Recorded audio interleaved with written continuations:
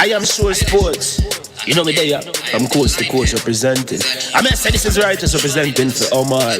You don't know, come get your sports over here from near and far. Boy. Me say I am sure sports, one thing me sure about. When me say sure, that me not doubt.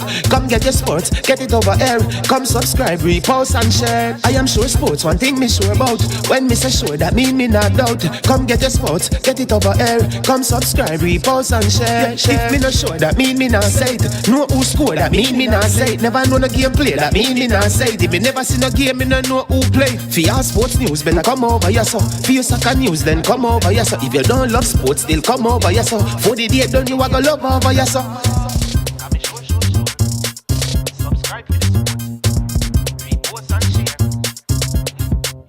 So when it comes on to behavior concerning football, Jamaica is decent. I am sure that if we can get all of these things done, set in place by the end of April, it gives us enough time before the World Cup campaign. Not afraid of no Brazil, no Argentina with these crap of players. We are good enough. Remember to like, subscribe, share. Listen, comment, let me know what your thoughts are. Jamaican herbs and spices add delicious, bold flavor to your next grilling experience. Flavoring sauce, a marinade, basting, condiment, or topping. Trick Nick Jerk Barbecue Sauce. Jerk Marinade gives your meats and vegetables authentic Jamaican jerk flavor. The spices are directly from Jamaica. Spices like jerk seasoning, allspice, Scotch bonnet pepper, fresh scallions, thyme, ginger, and garlic. The key ingredients to a great jerk marinade. 0% sugar and low in sodium. You want to try it?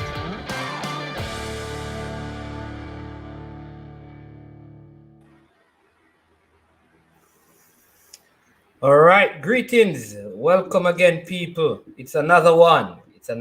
Yeah, man. You know, we have to put in the work. So we're here putting in the work so we can reap the reward. You understand me? That's very important for us. And yeah, that's how we do it, you know. There's a time for work and there's a time for play. You know, it's work time. So we do as much work as we can. We don't just work hard, but we also work wise. Yeah. Let me share with you a little bit about the show that we're doing today. This show is really about some news in the JPL, some breaking news, some additional information, some transfer news, and we have a couple of persons who are going to join me in around 5 minutes or so to discuss these matters. Very intriguing, fascinating, informative time that we're going to have. But before we get into that, let me say a big thank you, people. Big thank you to all our subscribers, all the persons who have been sharing our content with others, encouraging them to sign and support the work. I mean, we never knew that we'd reach this far, but look where we are right now. So we are at, last time I checked, 1,850 subscribers. So we're just 150 subscribers away, last time I checked, from 2,000. And so, listen, if you have not yet, or you know someone who needs to, let them know. And let's see if we can push the number closer to the 2,000 mark. A big thank you to all of you, though. For all of you who watch our content in the comment section, big thank you. I see Fresh God and Man of Steel in there already. Big thank you to all of you, right? All our moderators, they kind of help us in the comment section as well. And really appreciate them for doing that. I know sometimes our shows are kept during work time and people take time off from work to watch it, and we appreciate that. In fact, we had a very good Legends Corner this morning where we spoke to Adonis Maxwell.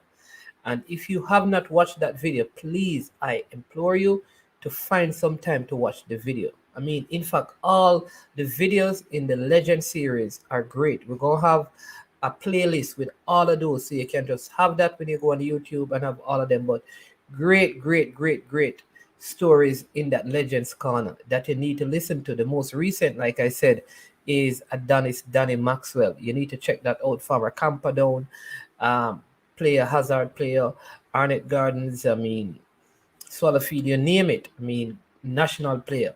Please go and watch that. Casman, Jasper Williams. Watch those things. Listen to the stories of these players from the past. All right. We also, as our guest has come on, but we also want to do one more thing to let you know. We have a new show that will be starting. This show is going to be about players in sport who made some errors, and that error that they made, that mistake that they made, caused them to not play the sport again. Some serious injuries or accidents, and we have some players who, who are going to share their story just to inspire other young men and women not to make those same mistakes. So tomorrow, which is Saturday, the first Saturday in the month of November, we will be doing that, and every first Saturday we'll have one of those stories to share with you. Big thank you to our sponsors, Tricknick. Tricknick is a Jamaican-owned company that operates in Canada, and they are offering 25% discount on all their products. They sell jerk marinade, jerk sauce, curry paste, hot pepper sauce. So if you use the code I am sure sports 001, you get 25% discount, and they have a fantastic shipping arrangement to suit all your shipping needs. All right.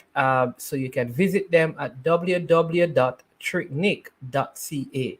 They use authentic Jamaican herbs and spices to make all of their products. All right. I'm going to invite the guest, and once you see this guest, this is his channel, this is his platform.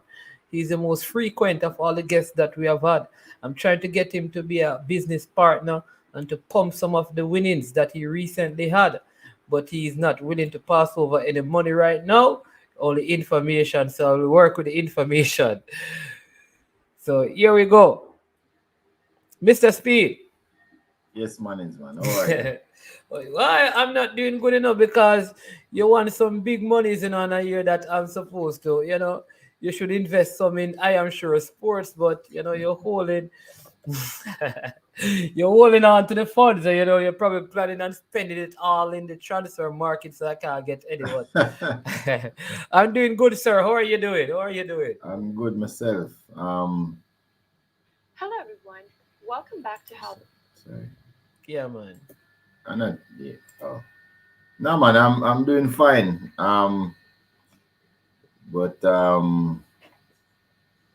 as you know, we league coming up again, so I have to keep some of the money for that.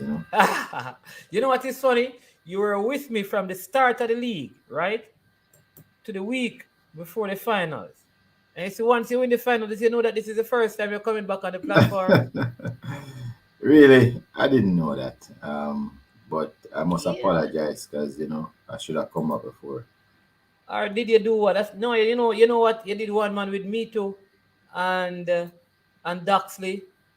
Oh yes, I did that one after. Yeah, that's true. Yeah, that was after. So this is the second one. Yeah, man. But yeah, indeed, the league is. I mean, so let's talk a little bit about that.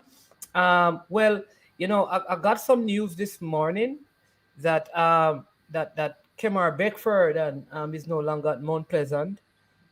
He is looking towards Veer or the Junglists.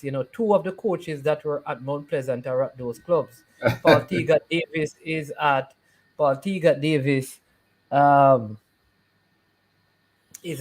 Arnett Gardens, as you know.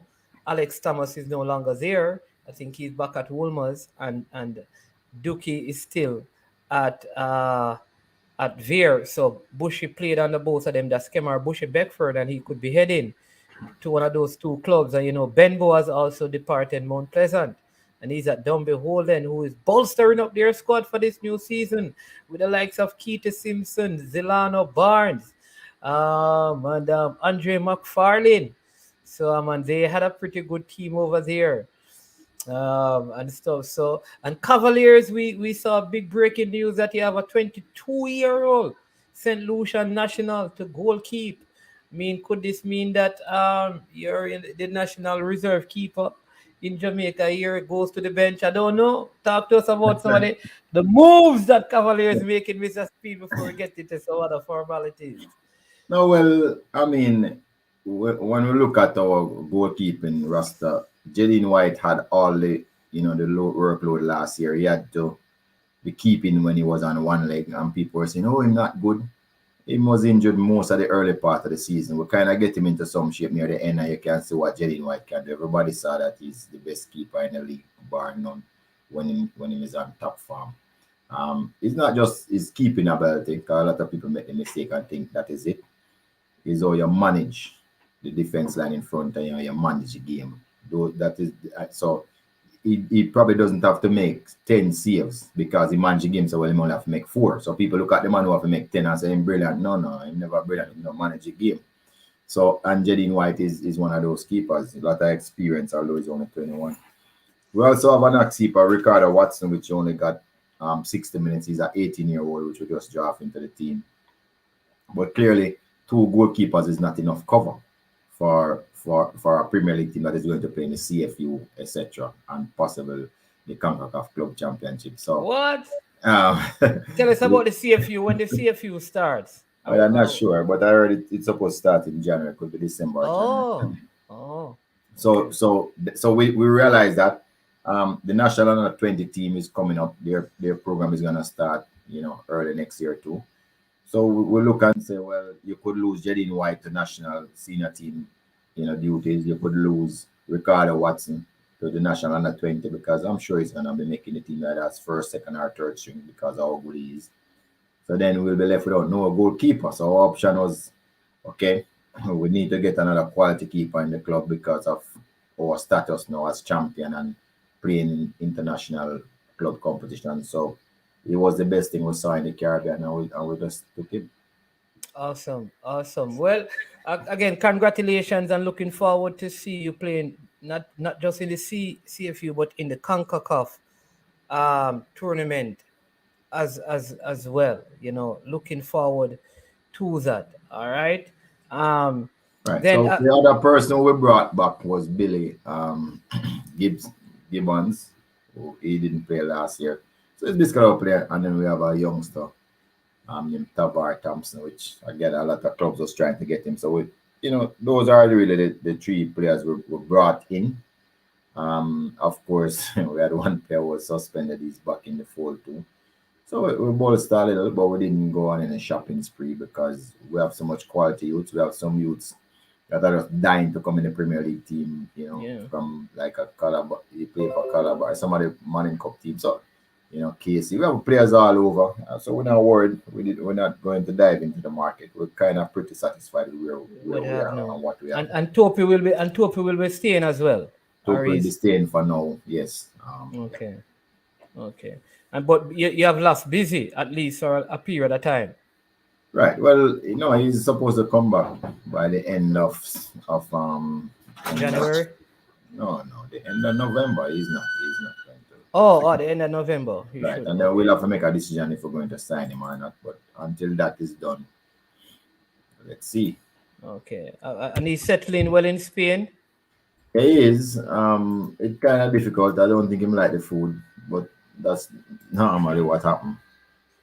All right. Do these players I want, because you send out a lot of junior players, all right, not junior players, but younger players away. Let's use that word. Do you do like a preparation, like have them to kind of prepare them for the experience over there in terms of the climate, the different food, the language barrier, the different is there any way that like Cavaliers, seeing that some of them are 19, 18, probably never traveled outside of Jamaica, or the furthest they have gone is somewhere in the States and back, stay in a hotel because they're with the national team, but they have never not Busy though, because Busy has gone to Europe twice.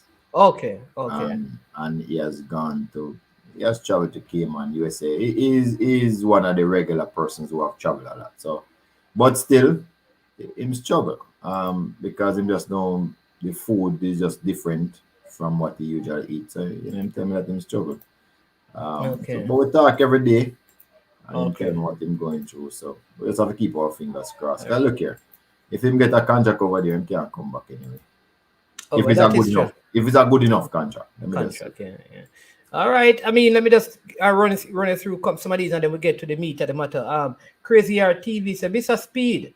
He says, play Maxwell further forward next season. So you're getting some coaching advice right there. Yeah, and thank you. It's not because we don't play him. We have played him, in the number 10 or it's M10 we call him, so we know that he's a number 10. But the reason the way we play our system is not a passing 10. We need a running 10. So that's really why we're not playing further up. So we play him in a number 8 role, and him do all right. Okay. Have you have any departures from the club? Because I know every year you're recycling. If a man reach 20. No, this year was no, because this team was built to stay like about 2-3 years. This team was built, yeah. Okay. And then Brian is saying that Mr. Speed should be the major investor and add to his catalog of investment. So he's telling me that you need to invest in I Am Sure Sports. I don't know, Brian. Brian. And then Crazy RTV saying, and give Rochester more game time also. What happened to Chin? Yeah, that's true. Rochester will definitely get more game time this year. It's somebody. He's at JC, right? No, he's at Woolman's? St. George's. St. George's, yeah. He will definitely get more game time this year, Rochester. Yeah, and then he said he didn't see Chin after the Arnett Garden game last season. Chin, same wasn't comfortable, but I don't know what happened. He hasn't returned back to training, has it? Yeah, and then Brian is saying that he's confident that John will not be here for another year, especially if he keeps in this year's CFU once he's fit. So he's thinking that he's good enough to not be around. All right, Mr. Speed, go ahead. Oh. No, I said I'd be happy to Brian if your prediction come true. I believe so. I don't think he's going to, especially if the under-20 tournament is played early in the year. I think he's a quality young goalkeeper. I know a lot of people measure him based on the friendlies that Jamaica play, which he actually went and played in when players weren't really prepared and training and all of that kind of thing. Luck, much sharpness, though. He could have looked better. I like the fact that he has taken responsibility for his displays in those games. But I think he's a quality young goalkeeper. There's a next one called Roger Williams that I was introduced to. I think he's at Mullines, a 20-year-old goalkeeper. Good young goalkeeper as well. Don't know if you know him. No, I know Mullines goalkeeper. I know who he is. Not personally to speak to, but I know who he is. Yeah, man. So, I mean, a lot of things have been said where your name has been mentioned concerning the JPL and issues that are arising. And in fact, I had two persons who came on the platform. One, Mr. Carvel Stewart from Kasafa, and gave a perspective. The other is Daniel Ricketts from Wadadah, who gave a perspective. And there were, I think, separate issues that arose from those discussions. One was Wadadah's appeal concerning their exclusion from the Premier League, the premise under which it was done, and further explain that basically what he said is that he could not have completed his registration because he never had access to the part of the Connect program where he could register his team in a timely manner to participate in the game. Apparently, at some point, the president of the JFF, Mr. Ricketts, summoned a meeting to look into the matter, and it was during that meeting where he was shown how to do it and given access, basically. And so that was part of his issue, and therefore he felt like a game needed to have been played. So after he had given up basically on that because it wasn't going anywhere, he was contacted or made contact with Kasafa throughout the process, don't know the timeline, and they kind of pointed out to him that the rule in its present construct eliminates Montego Bay United from even being eligible to participate, because the rule says the most recently concluded season And their interpretation of that rule would mean that the most recently concluded season Humble Lion would be that team. And therefore, there is no reckoning for Montego Bay United in all of that. But Wadadah should be, if there's anything, it should be with Wadadah and Humble Lion, not with Mobile United. All right. However, I had the opportunity of speaking to Mr. Powell, who says then if they believe that, why are they asking for a game? Why do they want to play a game? If they're saying that based on the rule, I am not supposed to be there, why do they want to play against me? Right? It's a very good question. Is either the man not supposed to be, but so my position was, well, if there's a game, that game has been decided on. So the only way that Mobile United can be moved is if no game is played. Because if a game is supposed to be played, the decision concerning the game has been made already. Right. So it's a mouthful, and I don't know where to start to answer. You asked me like about 40 million questions. Oh, geez, I didn't know that. So let me just go to the last one. Yeah. The JFF rules and with FIFA rules is sporting merit decide who gets promoted. Sporting merit, right?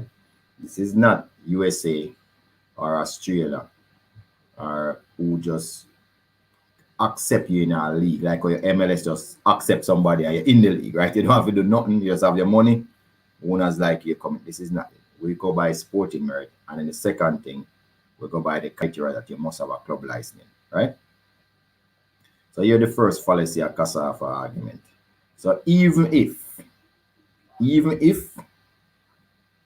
Mobile wasn't supposed to play, Wadadah wouldn't have qualified by the club licensing route either. So they wouldn't be in the Premier League either. Because they were the ones who said on media that their score for the gradation was 77, while the minimum score for a major league team is 110, for a Super League team is 130, and for a Premier League team is 150. So therefore, even if Mobile was not supposed to be in it, they would have disqualified themselves too by not being able to fulfill the club license criteria. So they wouldn't be in it either. So that's the first one. Right? Now, just to go back to the front. No, let me stay with Kasafa letter. So I saw the letter, and Kasafa was asking for support with a letter to send to the JFF. Now, the letter states the most important word in that rule 5 was reset. So I'm going to examine reset. Right. So, I mean, I don't want to lose people, but let me tell you something. I talk to big lawyers and QC and judges, right?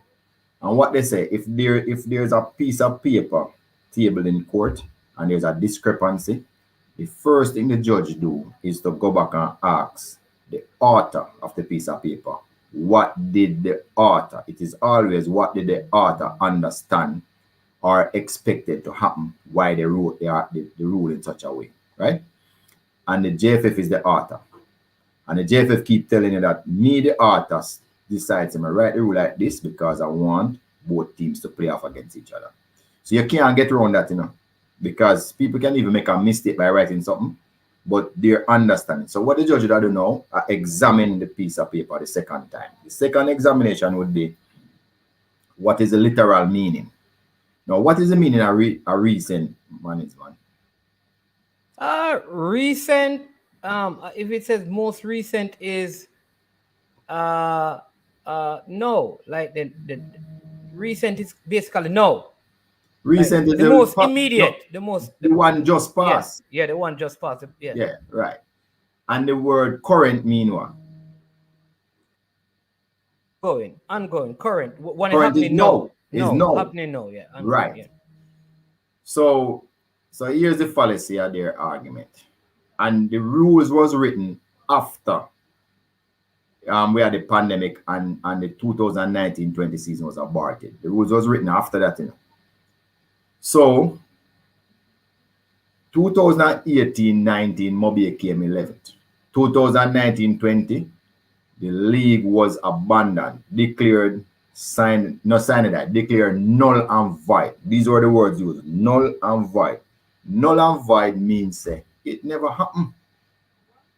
If something is declared null and void based on English, it means it never happened. So the judge would go to the second literal meaning of the words used. So once we use the word recent, it can't be the current season, which is happening now, because this rule was made when the season was going on, and it says recent. So it couldn't be the current season that we're talking about. The season before was declared null and void, so it couldn't be that you were talking about, because that means it never happened. There was no champion, there was no first, no second, no third, nobody not come anything. All the placings from 18-19 remain the same. So therefore, that was the placings from 19-20 remain the same.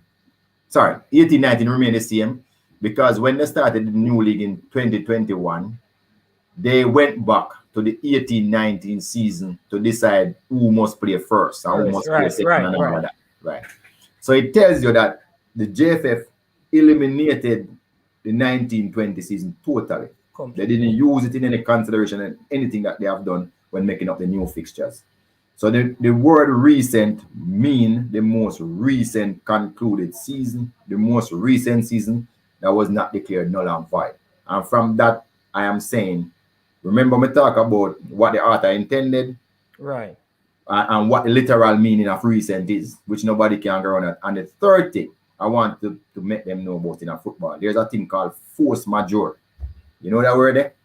No, you have to educate us on them big footballing terminologies, you know. Right. It means that something that is an act of God, something that you don't have any control over. You don't agree that the pandemic is a force majeure? Yeah, it is. I mean, nobody had any control over it. Correct. Well, no human being couldn't control it. Yeah. And that's what it means. If rain come and wash out a game, nobody's worse off. If rain come and wash out a game. If there's lightning on the field and referee for take off everybody, the referee couldn't come back and put somebody in a better position. Right? So, and force majeure is used in a football almost in every single rule. Them say if force majeure, what happened. So the pandemic by itself was a force majeure.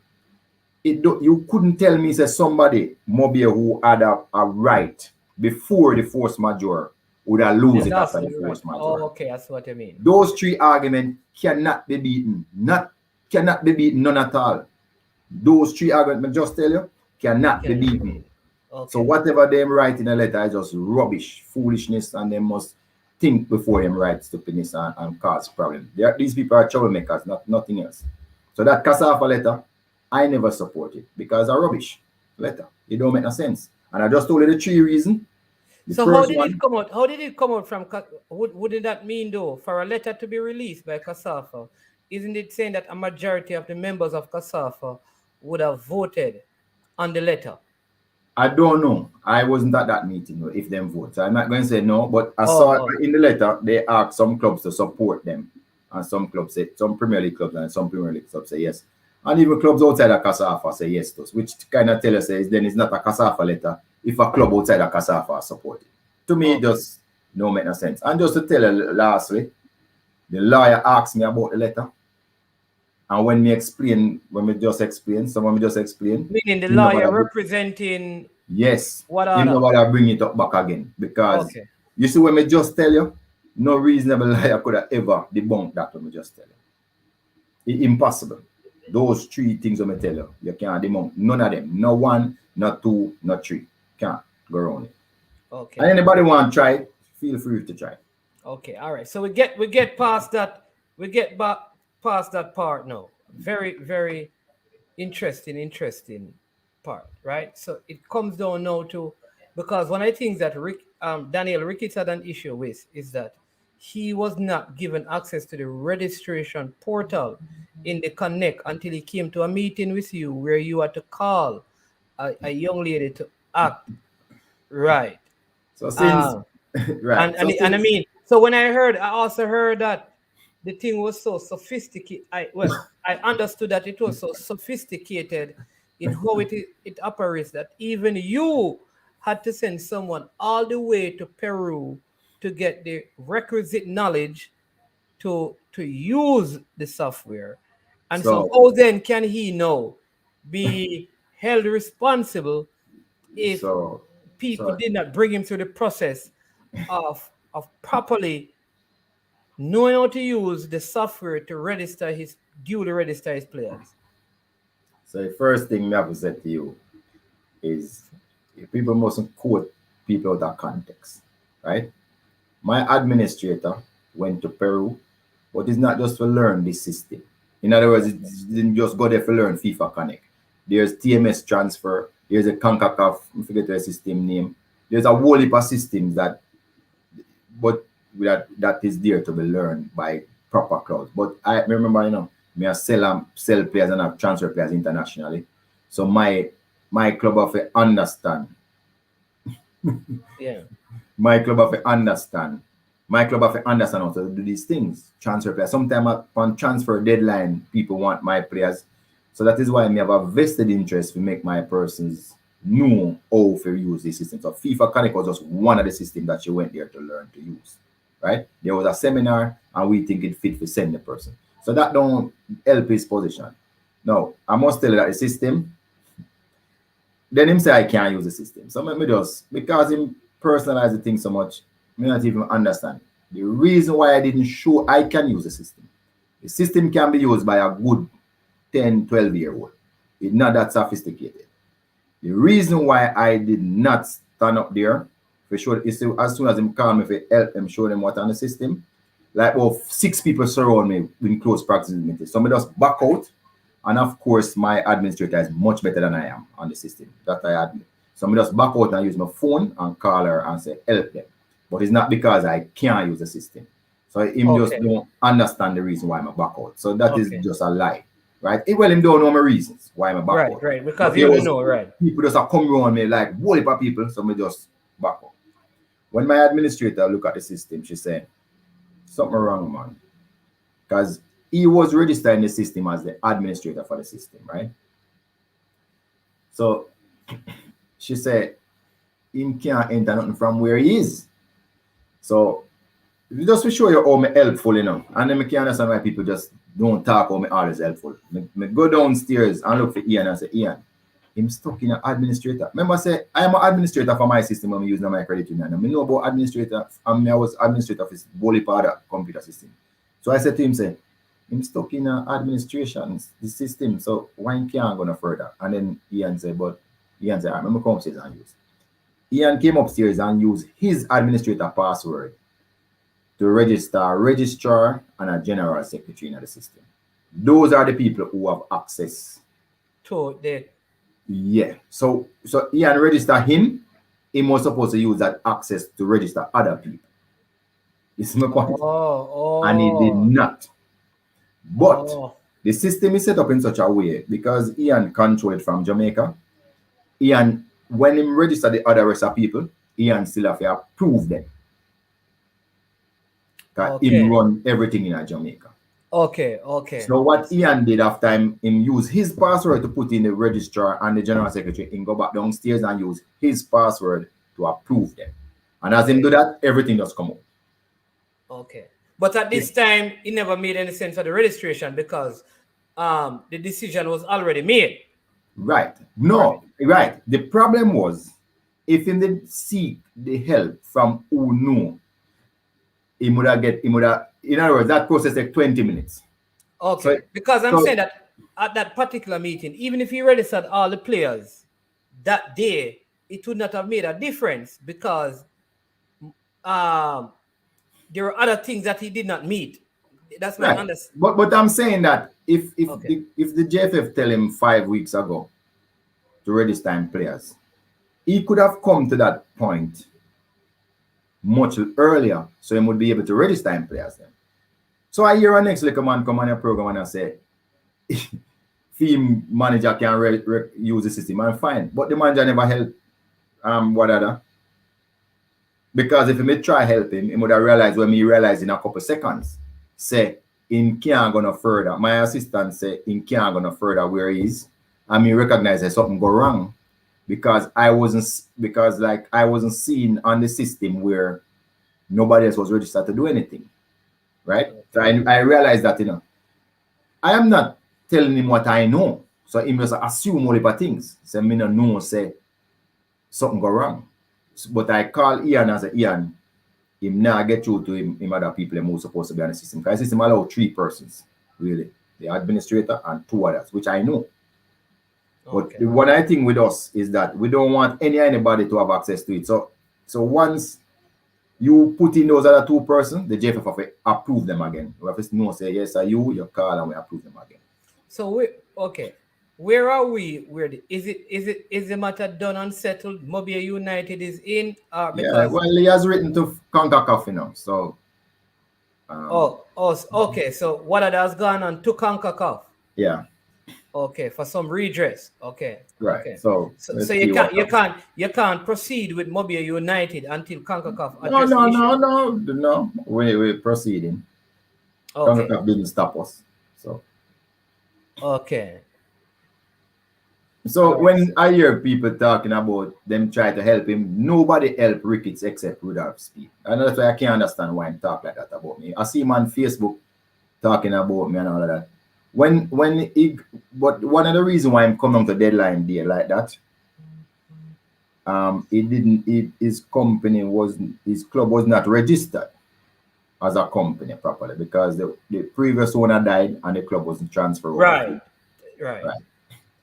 And when he said that, and why I get involved is because development is a part of club license is a part of my committee portfolio. Yeah. So I had said I was going to help him, right?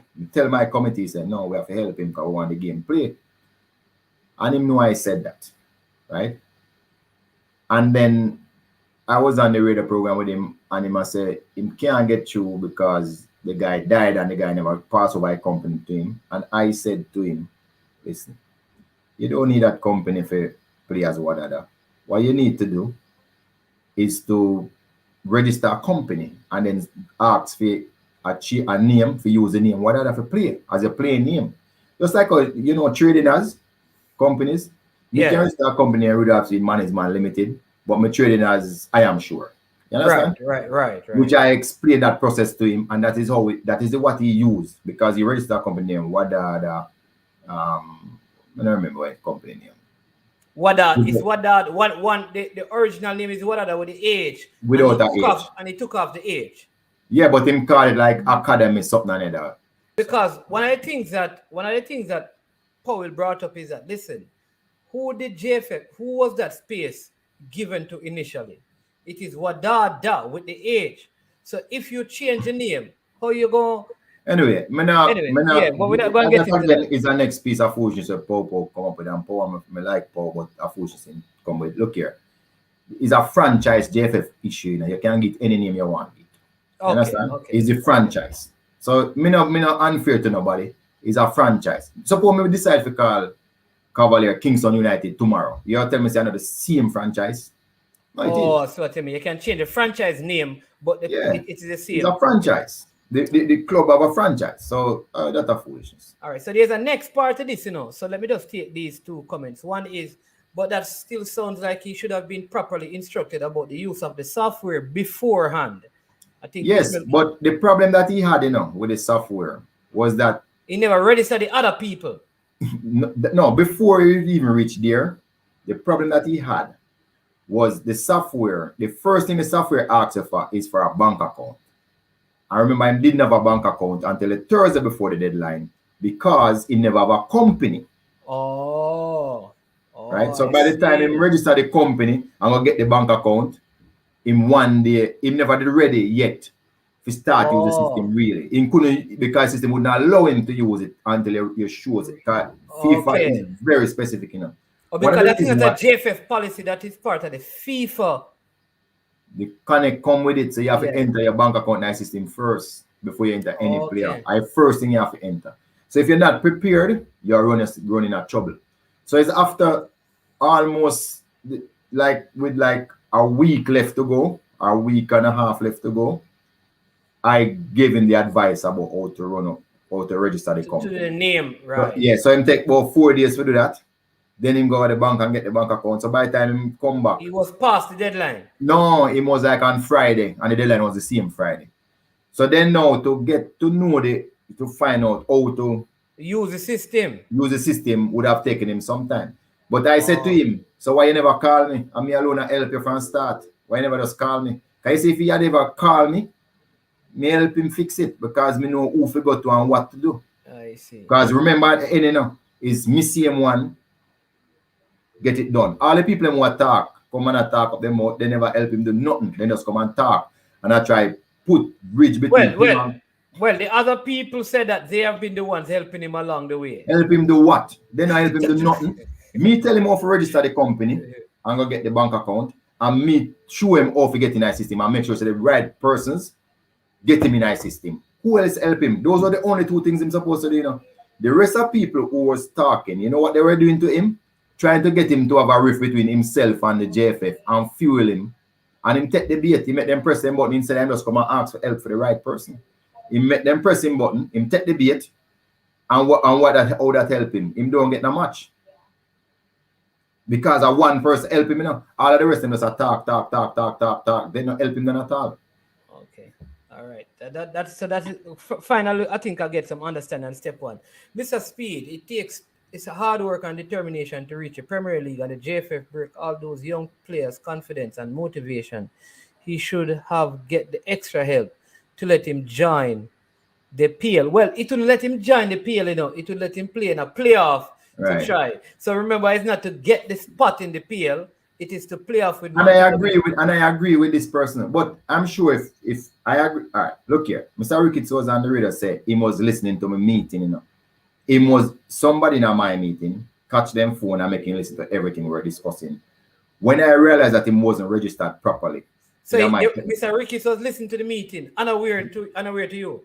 Yes. Him says so on the radio and can't deny it. And me asked him twice and him say yes. And he was listening to the meeting. And he heard, first we were saying if him not register properly have the required things, he must not play in the league. We said that because that is the rule. And but near the end of the meeting, when everybody cooled down, I said, make we help him. And then we say, we say, who we know at the registrar company's office. And him tell me personally saying here all of that when me that say. Right? So him know who want help him from that time, you know.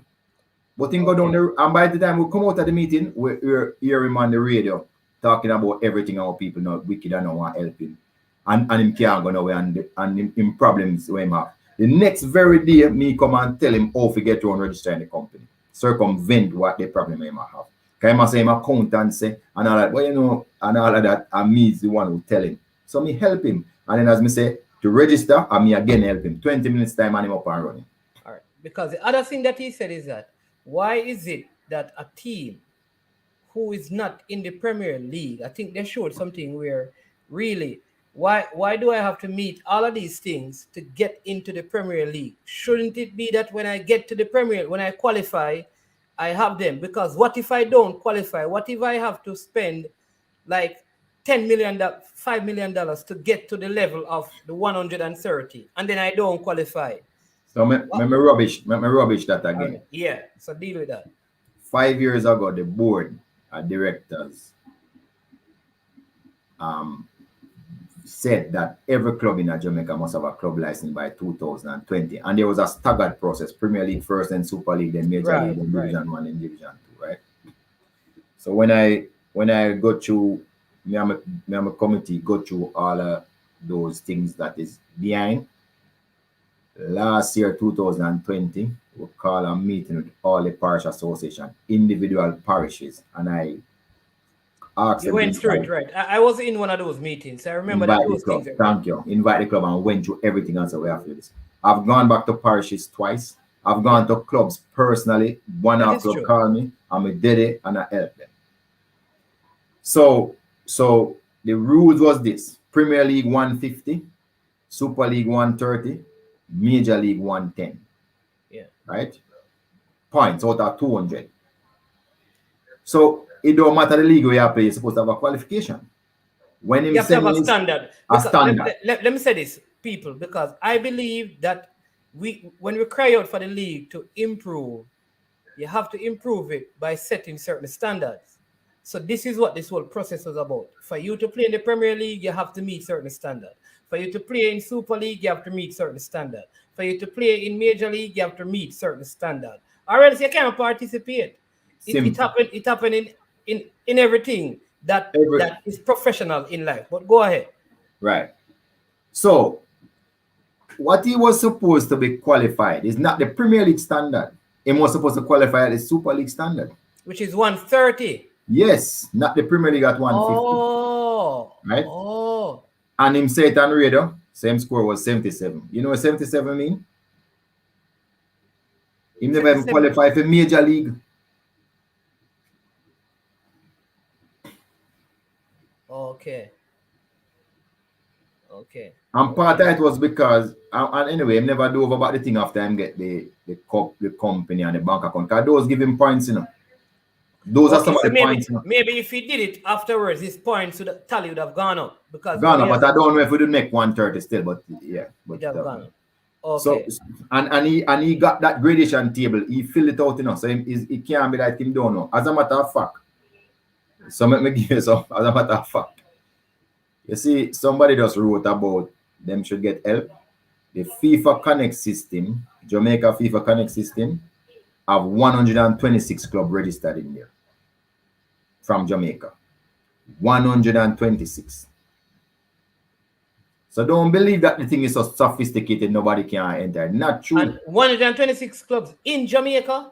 In Jamaica, 126 clubs in Jamaica. So there are 12 clubs in the Premier League. So you're saying that there's another 114 clubs registered on this system? Yes. Okay, interesting. You want that next shocker? Yeah. 8 clubs from St. James on the system. Whoa. From St. James. What is it? Like, you know St. James? I'm thinking 8 clubs from St. James? Or St. James and Trelawney? St. James. You see, say argument done? Okay. The argument not done. Well, that's interesting. Okay. That's interesting. That's interesting. 126 club depend on a system where nobody can use. And 8 club from St. James is on the system. 8. So you don't expect the top clubs to be the ones who is on the system. Yeah. So that is basically saying there are clubs at the lower tier of football in St. Anne. Yeah, clubs in the lower tier is on. Yes. In St. James are on because when I consider MBU United, Wadadah, Falkland, I'm trying to think about any other Falkland. I'm trying to think about any other club in St. James. Well, so Wadadah should be in there because I mean we think about it. Who are really big clubs in St. James? Sorry. So I find that whoa. So the what you call it, the expertise is not in Peru, you know. It's just already in. The expertise there here. All right, I think we have properly ventilated that particular issue, right? I see Ishmael saying that, boy, him saying that me tell you the truth. Sometimes me see me 9-year-old do some things on the tablet. Ishmael, me they said 12, you know. Don't disrespect the thing. Me said 12. You know, me never go down and to be honest, Ishmael, I think your boy could have deal with it too, but yeah, and then Roderick Shaw said we want higher standard of football. I have to raise the standard, I agree, but I never understood because I thought you have to meet the Premier League gradient. No.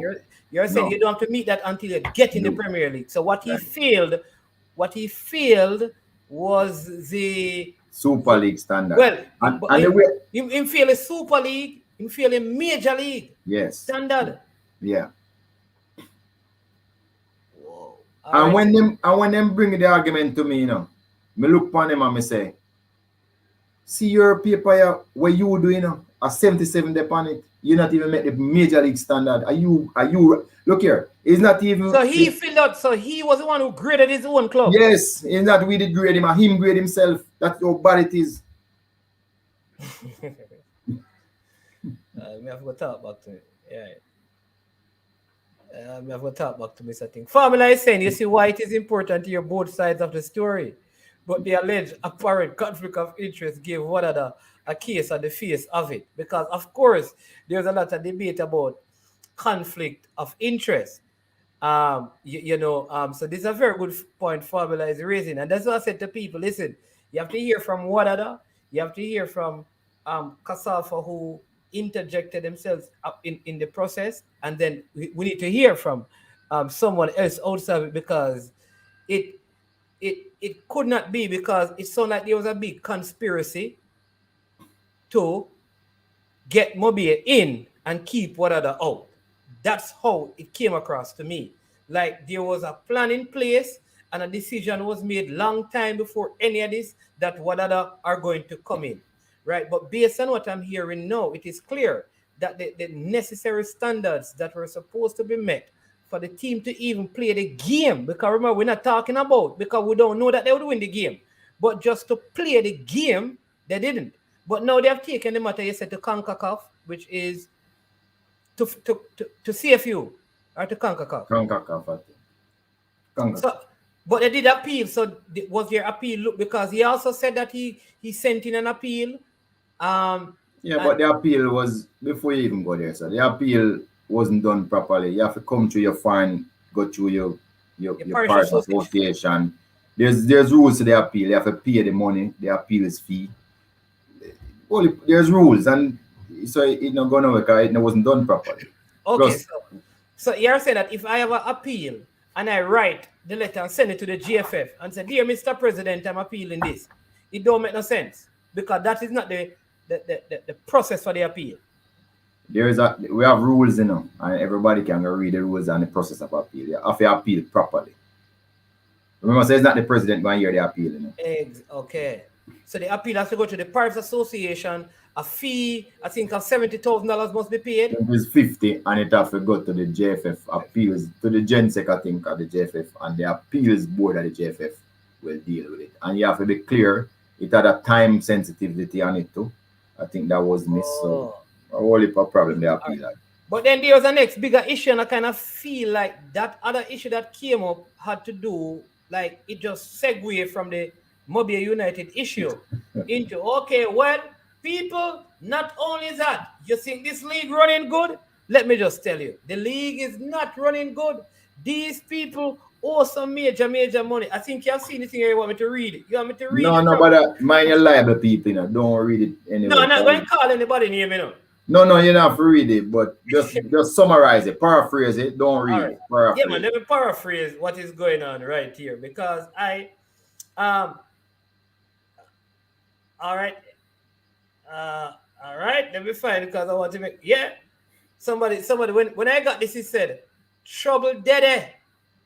First thing that I got, right? It says trouble daddy. This says, not going to call it the name, but has run the organization, a committee has run the organization in debt to over 36 million and counting, probably closer to 50 million. The chairman has said that there cannot be any prize money because there was no profit. In fact, there is loss. So for the first time in history, Premier League has no prize money.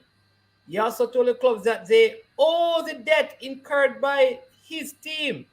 In fact, 29 million and counting is owed to a particular company of which the chairman is, you understand me, supposed to be CEO. Another clear conflict of interest, and it goes on and on. And of course, your name is mentioned. No prize money. The clubs are in debt to a company. My liable me, you know. That's what I'm about to call a name. You sue you, know. All right, sorry. You should know some people are not read no more because they have the money right now for lawsuits. Let me stop. But then Then there was a next thing that came up that I thought brought great clarity to it, where it says the finances presented 30 days after the season end historic. External auditors hired and mobilized historic. Almost 200 million in sponsorship historic. 43 million paid out to clubs historic. All games televised, cable and free to air historic. League executed in the middle of a pandemic with less than 1% positivity rate amongst the players historic. What are the facts? The league estimated lost $8 million inclusive of outstanding payables, right? Meaning that money is to come in, right? One sponsor signed a contract of 88 million and defaulted during the season. Prize money, this is very interesting, will be paid. Because I was saying, but prize money not get paid if I compete. Only corner league that happened. Champions League, you know what is funny? The Europa Championship money was just played like 2 weeks ago. England and Italy got money like 2 weeks ago. All right, the people are saying I must put down the paper them fast and about to read the word. So you can go and talk now because So, all right, I'm going to give the people in some background. No, people. Line on one of my strengths. Trust me. Right? Me have only past strength, but line on one of them. In the past, we had the PLCA, right? yeah. And everybody know all the issues we had the PLCA, why we had to get rid of it. First, It was dissolved. Let's use the word dissolved. it's not dissolved yet. We have to stop operating in it. Yeah. One person did own it. It was owned by an individual. Not even one club was the who owned it. It was an individual that owned the PLCA, right? And we clubs was in there pretending like say we own it, and that wasn't the case. The persons who were running the PLCA lend money to the PLCA personally out of their pockets.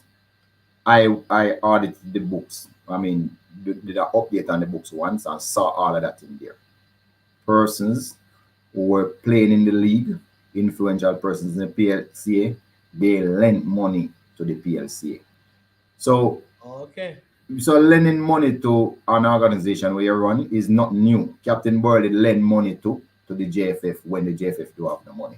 When I was at Kasafa and them do have no money for pay bills, is this me ask the directors them say, when I can't find the money, let me lend them some money, because I have some money and me lend them money. There's nothing new about it. That people, if they want money to borrow, you know who to call. But in this case, let me just clear Mr. Christopher Williams' name right away up front. Mr. Christopher Williams don't know nothing about the money we borrow from Proof and the other company. He don't know nothing about it. It's me and the next director negotiate the rates and everything and the amount of money and everything. He don't know nothing at all. He don't even know when to pay back, unless me tell him. All right. Premier League, somebody's asking what PLCA stands for, Professional Premier League Clubs Association, right? And the new one is called Professional Football Jamaica Limited. Football Jamaica Limited. That's the new name. Go ahead. Sorry. So right. No, man, so you and a director borrowed, made the arrangement, the negotiation in terms of the rates and things. And the amount and the time for repay. He don't know nothing about it. And okay. You know a funny thing? You see why some sports remain down at the Doldrum? The person who guaranteed the loan, which me can't tell you who, are some very influential persons in Jamaica guaranteed the loan or asked to guarantee the loan. So I know so Mr. Williams not guaranteed the loan. Some very influential people which you'd be shocked to know who, but me just know what I say. No, don't say it. Yeah. Right. So the thing was on the up and up. All the directors in the company knew that we were borrowing the money, and the money was used. The first set of money directors get is out of that, then get the money, and they all knew about it, and then take it and spend it. That was when the trading was going on, and yes. It was reported that this amount of money was given to the club, and I think there was suggestion that you got money and they were supposed to give it back. That's from that time at all. Yes, okay. And that's where the money come from, and everybody take the money and use it. And go on like, you know. So now, because you have that fraction of person from the PLC who didn't want it to be dissolved, and that leadership who didn't want to dissolve, and them have them followers still and then instructors. So, based on who was in the meeting on Saturday, is only somebody from a club could have wrote all of them just right here. So you understand? Oh, So when okay. people are Because saying it was all clubs that were at the meeting. and they were face-to-face meeting, no gadget, nothing. It was a face-to-face meeting. Okay. So it must be somebody who come from the old school where they wanted to still have control. Yeah, you're trying to give us too much clues, you know, Mr. Speed. Yeah, if you keep Yeah, it. true. They might go soon. I think you're giving too much clues. No more clues. But it must be somebody from in the meeting Yeah. who write it, whose mind is twisted and is really they don't know nothing. So we had accounts presented, and the accounts was ready like from about 3 weeks after the league finished. Right, which is, as I say, is a record. Remember, I say PLCA never have one set of audited financial statement from its starting for 12 years. You know, no accounts was never presented. You know. Okay, I thought you said they did an audit for them, though. No, me personally do a review of them finances. You know, audited. like an official audit. No, yeah, I'm not an auditor. I am an accountant. Right. So I did do a review for them and try to find out all that they owe, etc. Right. Yeah. So contrast that where you come and present some accounts now 3 weeks after the league finished, and this other company couldn't present the accounts for 12 years, right? Yeah. It was a fact that what we showed was a loss of 8 million. So I don't know how anybody could have, you know. So what the person did was report that we have 30 million debt, but they never report that we have 53 million receivables. Right, because there are receivables. So everybody who know accounts knows say every debit you have a credit. So yes, we have a debt, but what about the people who us? Right, no. Because some of the persons who sponsored money didn't give all of those. Like and let me tell you why too. Yeah. Our accounts is up to the end of September, right? Because we didn't want to carry it further because we know say we didn't want the accounts to straddle seasons. So we end of year was up to September. Right, so that is where we cut off. Now, our accounts is a camera shot of what happened up to a point, you know. Right. Now, remember, the league finished the 2nd of October. Right. So all those bills will come in at September. We never paid them yet, so we have to show them as a debt. But that don't mean most of them have been paid since. Right. Because there's a next accounting period that started. Yes. So, but what we do, we use accrual concept and accrue all of the bills. You know, some people that if you're not paid, it's not an expense. No. We use the accrual concept and bring back all the bills that are not paid and accrue for them. So that is why the debt looks so high. Conversely, we do the same thing for the receivables where we all want to pay yet and they have paid since. You call them, you're right, they're in that, that makes sense. Yeah, that's what accounting is. So the wiser thing to have done is to look at both sides of the book, basically. Yes, the person look on one side, which is the credit side, and don't look on the debit. They didn't talk about the cash what we have. And the receivables we have to take care of all of the debt. And the cash and the receivables much more than the debt, you know. But the person doesn't highlight that alone. Mainly because I can't blame them. They don't know anything. Them just, you know. And partly because they want to create mischief. But nothing like that, man. We had a hard year. We had big costs like for testing. Cost us a lot of money. And just to sanitize the place and keep it as per government protocols and standard was an expensive venture for us. Millions. You know. Let me just say this and then we'll get back to something. Brian Mann said, man, when I think I know Mr. Speed person, you may not always agree with him or his views, but for a fact, he will always be honest, truthful, and he always has his facts. Yeah, man, that is what we're about. Yeah, and then he's saying that due process must be followed, which is speaking to the whole appeals thing. So let's come back to that now. So now, because one of the things that was raised is that some of the clubs had not been paid up to September. There were monies outstanding to some of the clubs. Like, I don't know if that, because that sounded like it means like the clubs could not pay some of their players because some of the monies that were supposed to be given to them, they had not received up to the point of some of these things. And you're saying basically because some of the monies were not received. No, that were committed, no. There, anybody say that is disingenuous. We have meetings and we have financial report or tabling and writing. We're not talking about table it, talk or word of mouth. When we table things it in writing, we have a proper secretariat that do minutes. I mean, the other people never used to do minutes. We have proper secretariats that do minutes. and everything is it. Them can go back and look if them want, if them honest. For the month of September, when we realized that this one major sponsor we believe that they were going to, they didn't pull up. Even though they're not pull up, right? Them just keep on different, right? We decided that we're going to approach the money in a particular. But more I say this again. The first monthly payment that we made. So after we paid some money for each club to start to prepare themselves, the training, etc. So the competition start. I don't remember when it start. But you see that first month we pay the money in advance. We pay the clubs the July money in advance. We pay the first of the month or the second of the month. We pay the money in advance. Okay. We pay it at the end of the month. Or you paid at the beginning? Yes. So we kept on paying money July, August, September, early. Or August, July. I don't remember. But we paid money in advance. I can't remember the dates. I don't remember if in July we paid or in August, but I don't remember the dates. But we pay the money in advance, the first payment, right? And we said, in paperwork, say, listen, the final payment to all the club will be in the form of a prize money, where the winner get 2.5 million, go down to the last place person, right? So that is the only payment that is left. Oh, so that is the money they are saying that they have not received? Yes, because the September payment was paid in advance. We start paying advance from July, advance August, advance September. I didn't know that. No. So I don't know what. No, but I'm telling you, right? So the last payment was supposed to be prize money, like money. Even the team will come last get some money for yes, participation. It was significant too, close to what they get monthly. So it wasn't like a little bit of money, right? Okay.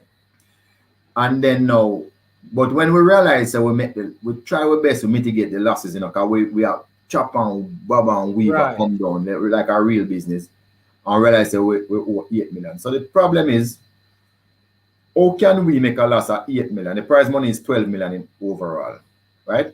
Yeah. How can we make a loss of 8 million and then pay ourselves first? We have to pay the people who owe first. How logical is that? Yeah. So we say we have to pay the people who owe first. So we did go through the books, do the accounts on time, and I get ready now for make a move as to who get paid first and who don't get paid. Because if you make a 8 million loss, it means you're short 8 million not cash, basically. Yeah, right. Yeah. That's what it's not necessarily, but basically. Yeah. So we had to. So who could you pay first? Pay yourself first? What kind of business that would that be? Pay your debt first. Yeah, simple. And you see the logics in that, and that's what. So, but some of the clubs, them was upset. Them want the money first.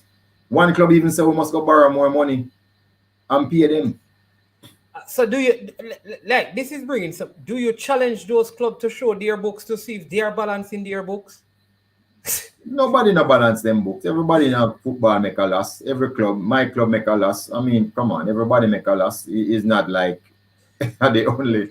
But what is uncanny was that the last year PLCA run, every club, let me not tell you how much money the clubs them get, but basically, you can't tell us how much money your club get. Yeah, basically, I'm just kidding. Every club get the same, but basically, let me just run the numbers real quick. We're good enough. Shatta in the stream can just divide that up for me and tell me how much. Go ahead. You see, now this small league where we just done for 3 months. Yeah. Every club get 20% more money for the 3 months than what they get for the whole 9 months in our last dispensation. And we don't include prize money. Every club in this get 20% more money in the 3 months than what we got for the 9 months. I believe you. Okay. I believe you that yeah. So our host music says this new administration consists of proven business. I think that's a play on word right there. Proven business, but Cesar have proven. And it's not just the chairman, It's the rest of people in a corporate Jamaica who rally around for support. Yeah, because that's what I'm saying. I'm saying, why would you try to disrupt with this kind of bad press? Like the money has been mishandled and mismanaged, and I see stuff about, contracts have been signed, $1 million contracts and all of those things. It just seem like without providing evidence, like you're causing disruption to the whole system. But look here, which is cutting off your nose to spite your face. Yeah, the COVID thing already is $1 million contract with the person who contracted. It costs for the us testing stuff. Yeah, at 25 million you look pan. So you have one like $1 million is a whole heap of money. The people who clean the place, who we have to do is a approved cleaner. Millions, because you have to use a approved cleaner by the government listener to so clean. Why you guys don't present this information, Mr. Speid, to the public? Maybe you don't want to present how much money you give to the club. The accounts is being audited enough, so we soon get it back and then we present it. But no, I present unaudited. Nobody present unaudited. Yeah. No company in the world do that. But it will be made public, or to some extent for people, or at least your directors, which are the clubs. It will be made public to them. And I'm sure they will make it public with everybody like what they have been doing. But also we have to get to the JFF as a reporting body. Yeah. Okay, and then it has to go to CONCACAF, right, to see the league. CONCACAF has anything to do with the audited statement from your top tier league? No, CONCACAF get financial statement from each club. Remember, it's the club who is affiliated to CONCACAF. Okay. So each club now in the Premier League have to present audited statement. Must. Yeah. Okay, that's one of the standard to where each club have to. Oh, maybe follow. Like okay, I see what you mean. Okay, so where things are at now, going ahead, have the monies, the prize monies are still outstanding, which is the final payment. Yeah. All right, but so with that being said, how then are we going to start the league when they don't get the monies, those outstanding monies? I mean, yeah, like, and I know the league is set to start. Man, you know, say he's arguing the joke still. I mean, which business stop? Yeah. Because then owe people or people owe them. Which business stop? I know business run by professional people. That can't stop anything. UEFA league now it start back again before them pay the prize money. Come on. Yeah, man. No, man, I understand that. So, no, I just want to make sure that because I don't know the duration of the sponsorship. What the chairman told the clubs when he'll pay the money. He did. Okay, because what I want to make sure is that, like, none of this issue kind of mess up the whole sponsorship in the league, and are the sponsors committed to continuing their sponsor? We have some sponsors already that recommit, so I wouldn't be worried myself. Okay. Somebody's asking why we can't have the league name Anybet Premier League. Well, if Anybet willing to sponsor it and willing to pay for exclusivity, yes, you can name it. Can you do that with a betting company in Jamaica? Yeah, you can. It's adult. It's a professional league. But why would they do that? And betting is not allowed on football in Jamaica. No, betting. A lot of people bet on Jamaica Premier League all over the world. You can't bet on it in Jamaica. It's a difference. Okay, can't do it in Jamaica. All right, and Brando is asking what. But Brando, we can't 2.5 million. What we decide the name for the league is Jamaica Premier League. So you can only be a sponsor, like a presenting sponsor. You can't buy the name unless you have some the English Premier League used to be the Barclays Premier League, but now it's the EPL. It is the English Premier League, but it's still sponsored by Barclays. Yeah, you can say that, but you can't. So we are the same. It's Jamaica Premier League, because we have to big up a country and get an identity because we want to sell it overseas. So Anybet can hear Anybet. Okay, all right. So this one is saying man is man. It's a plan. It's a plan to run these good people away because people like Mr. Williams and others will not sit around and let their good name be dragged around this. And so the old guard will get their way. Okay, well, this is thing. Sometimes somebody have to put up a resistance, because sometimes change is necessary, and change is never the most easy thing to accept in life. People don't like changes and thing, but one of the other things I want to speak about, and I did try to get Mr. Peart to send him the link. I haven't heard back from him. Said he had a meeting, I think, with you, so not hearing back from him. But I know that we had some coaching training seminars recent. I know you can't speak on it, right? But every time I have a stream that talks about local football, and I'm going to show you again. I always have a comment or somebody asking. I had one earlier. I hope I can find it. This is Ashani. How do you All get right, so I can course? speak to some part of it. What happened, Shani, is that we were doing the JFF level 1 and level 2, and the dilemma, CONCACAF came up with their coaching convention where they're saying, we're going to give Jamaica a chance that when you give the Jamaica issue a license, it will be a CONCACAF license, which will allow you to coach anywhere in the CONCACAF region in all 41 member states with that badge. So, is there any other Caribbean country that has that distinction now? Nobody yet. Also, we'll be the first. It's historic. Well, okay. It could be us and whosoever else, go through the process. Okay. So we didn't want to have a coaching course where, when you get it now, it's a Jamaican coaching course, right? So what we did, we're going through the process, and it's supposed to be, finished in January. So at that time, we'll be able to have a CONCACAF C license course. In the meantime, so there's a course that is ongoing, goes up until January, that prepares Jamaican coaches to offer certification that makes them legal to coach in other places outside of Jamaica in the Caribbean.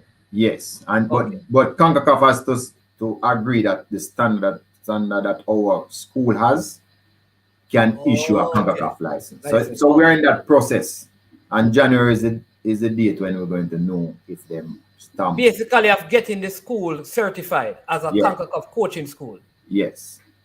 And that is where Mr. Peart is the head of that. Yes. Okay. So in the meantime, we're going to that at the C level. In the meantime, we realize that a coach couldn't just start at the C level. So we design a D license, right? So you do the D first, if you never have any qualification before, and then you do the C. If you had level 1, then you go straight into the C. And we're trying to work out if level 2 do over the C, or maybe they do some catch-up course to qualify for the C, right? What about the man? Say, Mr. Speid, look how long me a coach. Look how much success me have. Look how much ball me build. Why me have to start from D? Me don't want to start from D. No, if you're a professional baller, play for like 5 years, or somebody that's exceptional, you could start at C. So that's possible, yeah. Okay. But all fresh foot must start at D. Dog. D. All right. So okay, go ahead. So what happened also, we know a lot of people have level 2. So in the last couple of years, we have had the CONCACAF B boy license. And as I said, we have 19 persons who passed, and then 8 persons did the examination again over the weekend. The results soon be released. And we have another B license course coming up in the first quarter next year. We're just trying to get the government protocols to pass. It costs $250,000. It's gonna be for national coaches first, 1 from every Premier League club, and 1 from each. When I say $250,000 for the entire course, not per person. Per person. $250,000 per person. Hold on. Let me ask you again. $250,000 Jamaican dollars. Jamaican dollar per person. That is how expensive it is. Yes. To do what? To do what course? A CONCACAF B boy license. $250,000. People hear that? You don't even listen. Half of the places in Jamaica, for a coaching job, not going to pay you $250,000 for a year. But that's not for a B license coach. Of course, it's in demand. No, you get that back in 2 months or less. If you have a B license. If you have a B license. Yeah. In Jamaica. Yeah. Easy. So here, Ryan said that is cheap. See, if you ask your A license now 600,000, there's nothing cheap about being a coach's license anymore. A license might run about 600,000. Okay. Because of what the lecturers charge to come. That's the real reason. 250,000 is subsidized, is not the real price. Okay. All right. That's a sub. All right. So Ashan, your garden look like he's 25,000, Ashan. That will be cheap. Oh, he says how do you do the license? So what we're going to be doing now is going around to every single parish. I think we're going to start at St. James in December, and your parish association has a schedule, and we're going to go to every parish and do the D license in the parish. Oh, so when you get a D license, what can you coach? So I'm on walk up to high school and say, hey, we have a D license, Glenmore. Grassroots. And the C is for amateur. Okay, so grassroots, amateur. So you can if you have a C license, you can coach in the Costa Cup or Manning Cup. Yeah, but for now, we might step it up because the B is for top amateur and elite youths. Okay, and then CC, this is a Clarendon College man saying, I believe change is good in terms of administration side of Jamaica's football. By the way, Mr. Speid, I would like to get involved in sport administration side of football locally. How do I go about it? Simple. Which parish you live in? Go to the president at the parish and tell him say you want to volunteer and you get involved. Okay. All right. They have a lot of committees. Okay, I soon come to your comment, Alex. Let me just get the coaching. So let's be careful in the money and check. It is fresh foot or fresh gun, he said. Yeah, man, it's not fresh gun, it's fresh foot. This CC said he spent a whole heap more I spent for his qualification. Of course. What kind of qualification is that? I'd love to know. And Brando is saying $1,612 US. It is an investment. Dead. Yeah, man. Well, some people see it as investment. Well, like you can make about the money coaching in Jamaica. Mr. Speid is giving you the guarantee that B licensed coaches are in demand in Jamaica. So let's see, and then by grassroots, I mean look up pretty. No, that's not what grassroots mean anymore. I mean, FIFA sold it like that, but that's not what grassroots mean. Grassroots mean any competition. Beginners. No, any competition that is not in the hierarchy of FIFA competition. In other words, business house, masters league, primary school. You don't get promoted, you go anywhere. Oh, they are grassroots. Business house is grassroots. Oh. Yeah, masters league, primary school, college league, anything when you get promoted in a FIFA hierarchy football competition is grassroots. Oh, that's interesting. My question is why Jamaica not playing Conca Cup under 20 qualifiers? Of course they are. It's supposed to start for us next year, July or June. The first CFU part will be in February or March next year. We're not playing in that as far as I know. Yeah. I could be wrong. What you see happening now is that Jamaica is probably above the level. I know there are some CFU games going on, but maybe that is for the lower rank. Yes. Teams and stuff. All right. All right. So I'm running for Elite League. Will the players still play? Yes. Somebody asked me this question today because they have a son that is in demand by Premier League team, but the child also wants to go to college. So, can a child play in our local Premier League in his present construct now and still qualify for college? Well, it depends on the college because I've seen like even the Arnett Garden goalkeeper is in college. There's some colleges that going to give you a problem if you're playing the Premier League with professional players. They're kind of loosening it now, so I'm not sure what the rules are. But remember, each club can play 5 players. Amateur. As an amateur, right? So, but the Americans don't care some of the time. I've known players who play in our league and get banned for a while when they go over.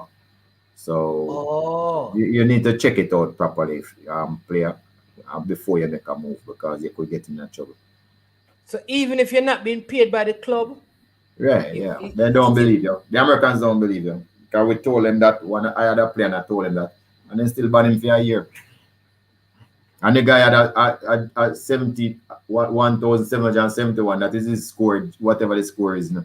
That's really how bright the boy was. Maybe that's why they're not ban him forever. oh, whoa, I need to tell that parent. So you'd suggest that probably that child don't play in the Premier League then? Make sure him get assurances so he can play before, unless he want on a pro footballer, That's interesting. That's interesting. I didn't know Yes, that. That's elite players in the elite league, yes, can play the Costa Cup and Manning Cup, because the elite leagues would be under 13, under 15 parish, under 17, or under 20 for the professional club. So in that case, they you'd have amateur contracts, they would draw up those, and the player would get what you call subsistence, no more than subsistence. So it's bus fare and lunch money, those things the club can pay him back for. And in that case, it would still be an amateur based on the regulations. So yes, that player could still go back and play for his schools. Well, you know what? One of the good things is to see so many of the Premier League players. I think you have 3 of your players playing in the Manning Cup, Rochester. I don't know if me too playing because I haven't seen him in the. Yeah, I mean, well, Mito is supposed to be at JC, and then you have Christopher Ainsworth. at Calabar, that's 3. And I see Who play Tariq. regular? Who play regular? We have only more players in there, but who play regular? Yeah, I noticed Well, there's the goalkeeper, Ricardo Watson, playing too. for which team? Team name Donovan. I think I don't know him play. Oh, I didn't know that. I noticed that there's a Cavaliers coach, down by the green and black as well. Yeah, that's David there. We have some other players there that will be in the squad too. Yeah, Because Calabar won under 16. I think they won under 16. yeah, last year, yeah, they did. Okay. Last time we played, not last Last year. time we played, Sorry, they won. the most recent. The most recent under 16 league. Okay. The Calabar won it. And this youngster who was at Excelsior, Tariq came in his place for Harborview. He has moved to. I see him playing for JC. I don't know. Look like he transferred to JC at some point. It will be a very interesting to see how these Premier League players match up against your counterparts in the Dacosta Cup. I think somebody said he was referring to that the coaches for high school will probably need CONCACAF B license because high school team may be considered elite youth. Oh, yes, in the future, once we have enough of those coaches in the country, that will be the new requirement for high schools. You're correct. Okay. All right. Yeah, and then Brian Mighton saying the NCAA is tricky. You can play in the Premier League, but you must be able to prove that you're not being paid. And that's hard. Jamal Hardware was banned in college league. Okay. So I think that's what One of my players too. He was banned for a year. I think it's only in what you call it, GPA, not GPA. What the American exam? Oh, the SAT. The SAT. He had a 1,770. He almost had a genius score. I think that's the only thing that saved him. That's why they take him. Whoa. It's a trust issue because they don't trust that you're not playing. Right. Yeah. And we have to write letter and all that stuff. Yeah, so you said that the under-20 tournament for the team will be in June. It could be February or June. I don't remember, but I know it's next year. I'm sure it's next year. It's not this year. Okay. All right. Well, Mr. Speid, it was very good having you. And I mean, I don't know if there's anything else you want to say. A lot of things happening with football. I mean, people, for those of you who are trying to, the site work, the instinct that you do, you fill out that form and they send back to you about you buying your ticket. So if you're interested, you put in your vaccination information. That is working very well. Brian is saying that there are people who played in the Premier League but out there that went to college. Andre Blake and Darren Mattox. Right, that's what I'm saying. I don't know what happened in some cases, but some people go through and some people don't. So if you want really, it as I say, it's tricky. So Yeah. But you check out to the college that you're planning on going, you know, recruiting and find out exactly if that there will be any hindrance to that before you do it, because you wouldn't want to do something like that and it jeopardizes your position. But So in this case, based on what CC just right, maybe a player could have get paid for endorsement. So what have happened is that Nike or Puma or somebody would have endorsed. But like you made the point, Mr. Speed. They're not going to believe any. And once you're getting money in Jamaica, them go see a pay up. They're not going to believe no Jamaican person but his endorsement. Yeah, difficult. And that I think is going to be the problem. What you asking? I see this. Well, except say you could have a contract, say with a Nike or a Puma or somebody else. So that's an endorsement, and you show them that, them would have believed that. Yeah. All right. How old is Mito now? Tara Simpson. He's 18. He's 18. Okay. And Alex asking who will be the under-20 coach, and will guys. We have one already, but I can't tell you because the JFF need to make it known. But there's one in place already. Good coach. All right. I will read this, you know, because Alex, so many times you guys ask some question, brethren, like, aren't you tired of coming out? Let me ask you this. Like, I don't like people. Let me tell you something. I don't like doing these things.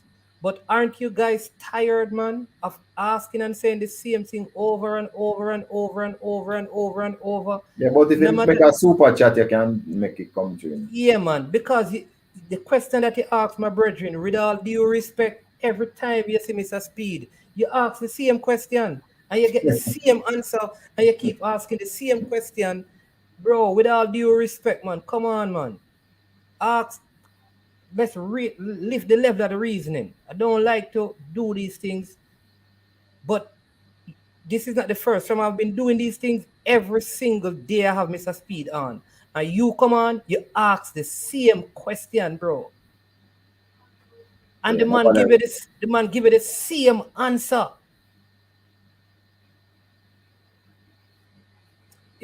Mr. Speed, is your goal to have a partnership with a European club since you have an excellent youth system? Boy, I try my best to try get somebody, and every time somebody nibble and say yes, them are gonna do it, and then you know them evade the fishing line and nobody I couldn't get for real. I mean, but I'm not stop still. I'm not stop.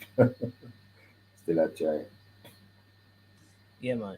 All right, Mr. Speed, listen, we're going to make a run. But here's what I want to do, people. If you want to stay on the stream, I'm going to close off with Mr. Speed, and I'm going to send the link to Alex. And then Alex and I are going to discuss if he wants to challenge me on the need in our youth team to have youngsters playing in Jamaica on it. If you want to challenge me on that, Alex, I challenge you that if we're picking an under 15, under 17 team, that we have to have youngsters playing in Jamaica. So, Alex, I want you to come and challenge me and tell me if Jamaicans are not supposed to be on the team.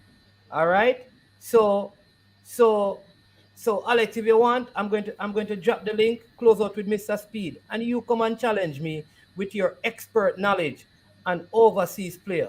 Yeah, man, I'm going to send it to you, man. I'm going to send it to you. And Mr. Speed, you can listen on in the background if you want. Yeah, man. All right, but thanks for your time.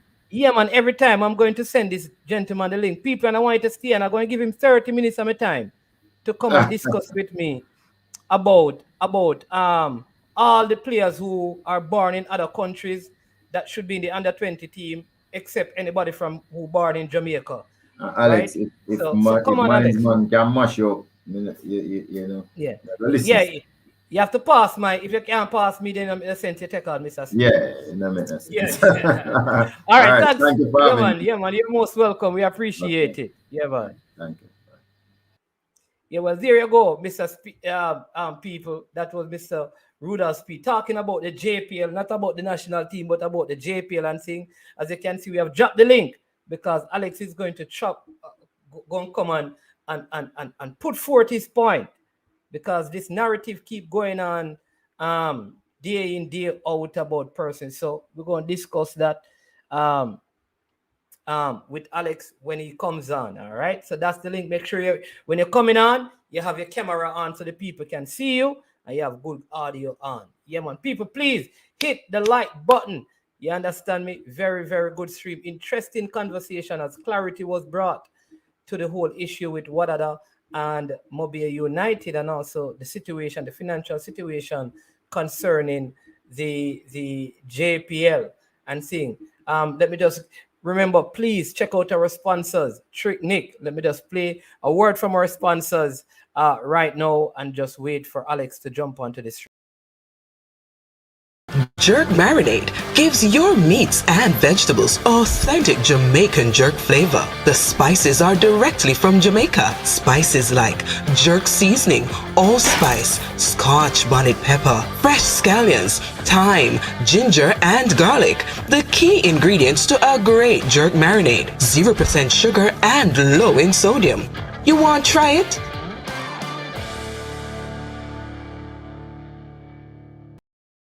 Of 18 Jamaican herbs and spices, add delicious, bold flavor to your next grilling experience. Flavoring sauce, a marinade, basting, condiment, or topping. Trick Nick Jerk Barbecue Sauce.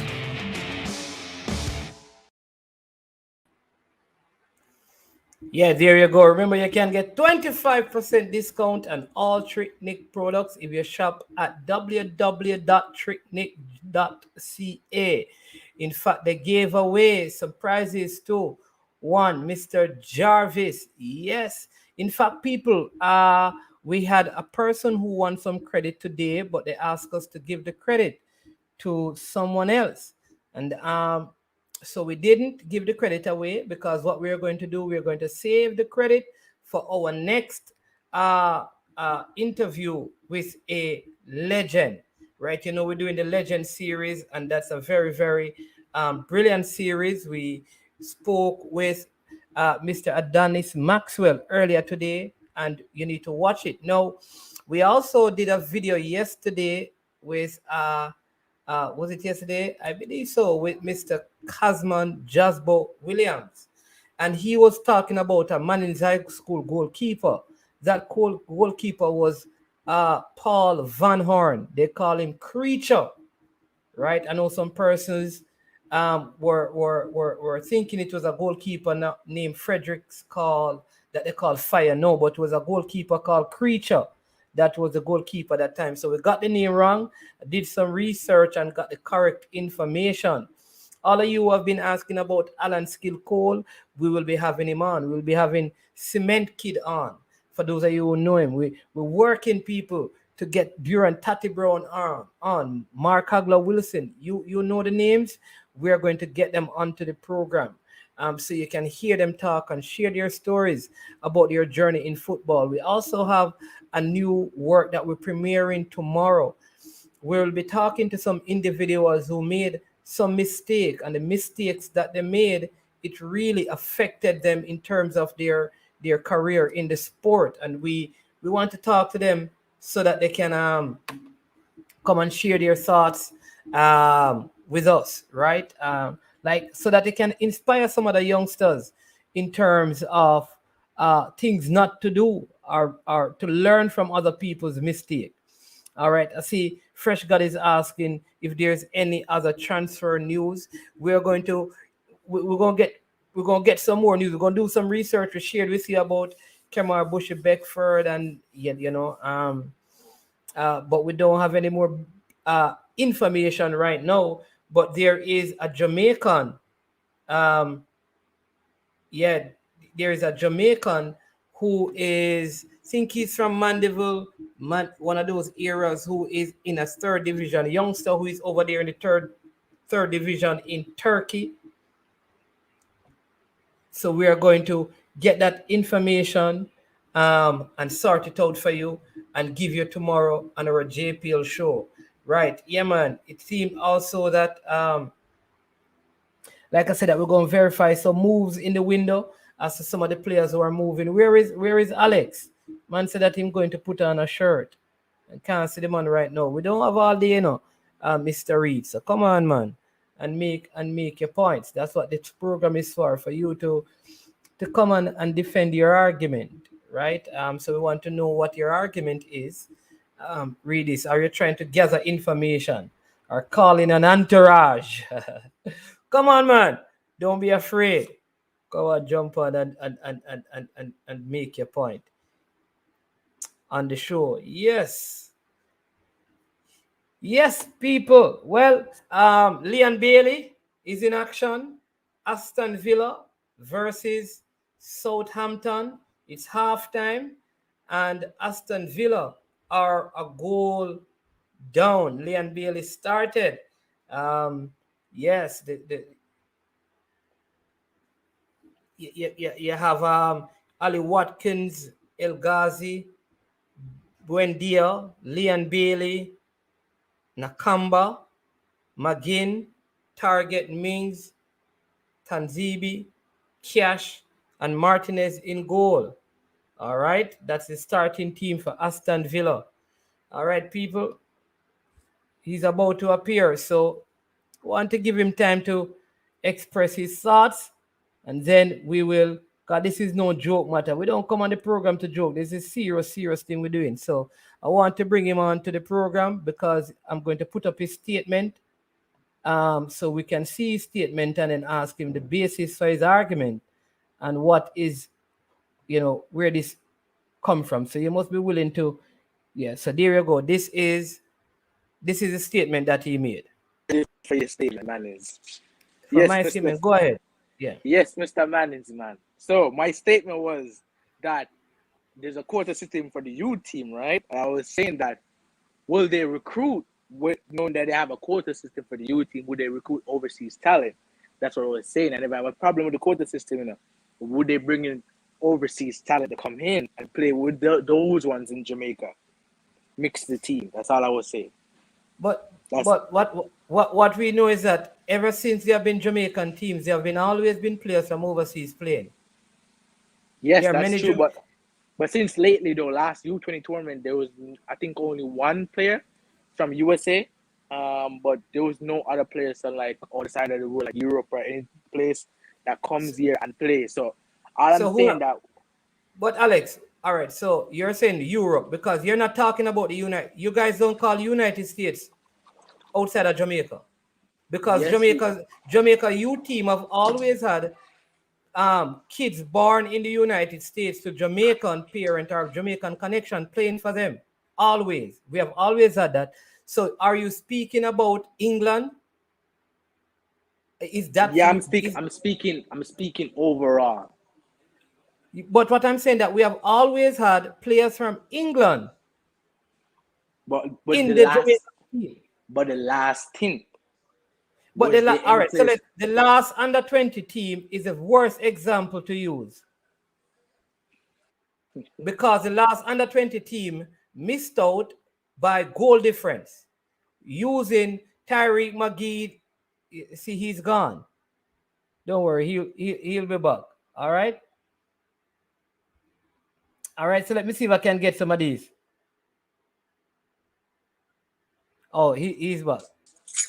Yes, Alex. Yes, sir. Sorry about it, that card. But I was saying, Mannings, right? Mm-hmm. I'm moving up and down at the moment, and a little busy, but we have to talk here. But I was saying, Mannings, right? Yes, you can't say we can't use U20 the team, but that was a good U20 team in my eyes, only because they said the competition, that's why they didn't qualify or go either further, right? In my eyes, right? But I'm saying though, did they reach some part in the competition? They compete with Mexico, but I think if they had more players that have more technical ability in the midfield, they could have reached somewhere far in the competition. Is that right? So and the preparation and the preparation. Hold on, Alex. I have to stop you. You can't listen. We're gonna have a conversation. I'm gonna stop you when what you're saying, right? Because the team you're talking about, they were not technically good. You can't say that. Because if they were not technically good, then Mexico is not good. And Mexico went and progressed in that because Mexico didn't beat them. But so let me ask you a question, man. So how are you going to say they're not technically good? In the under 20, you watch the game, Jamaica should have won. I watched the game. I watched the game. Mexico should have won 2 minutes, man. 2 to 3 So goals. They get a lot of opportunity. What are you talking?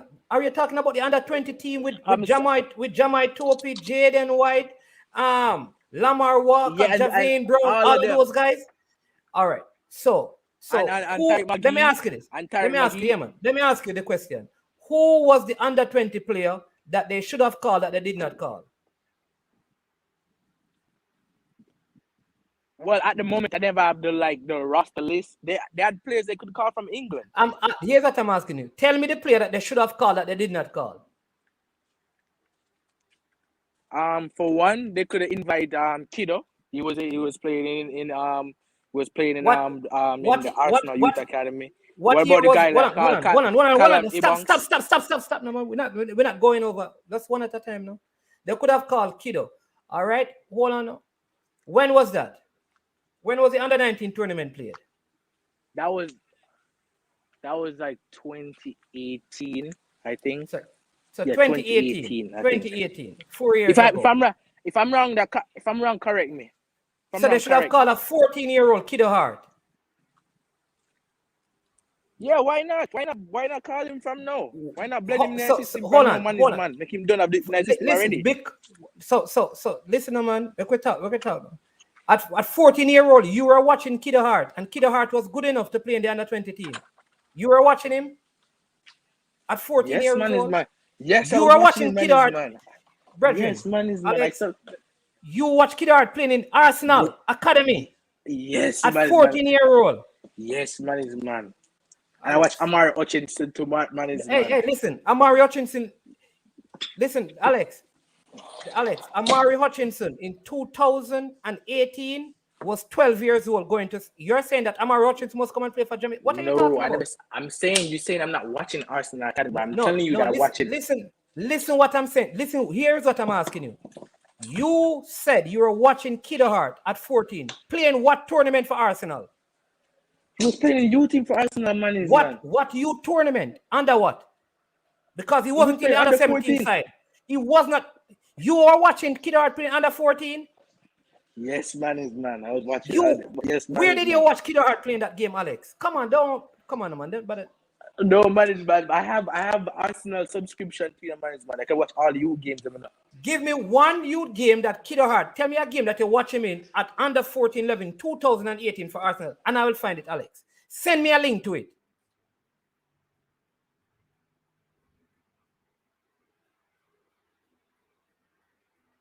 Man, disappear on me.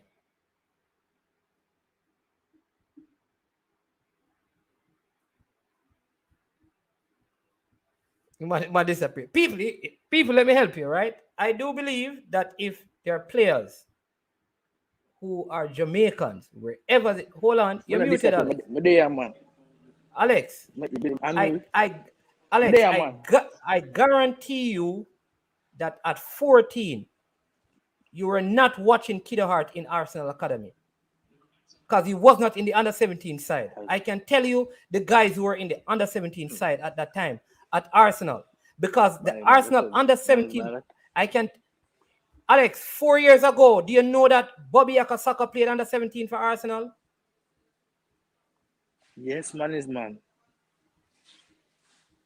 Well, somebody saying he was 16 in that time. All right? Exactly. So let me tell you this. Alex, let me tell you this.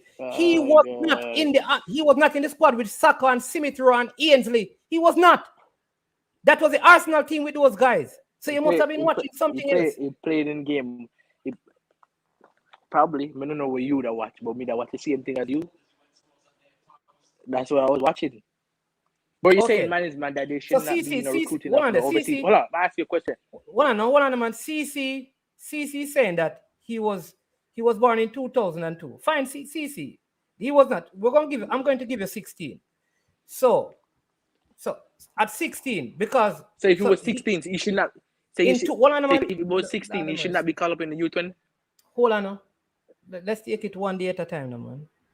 So at 16, so I'm going to use 16.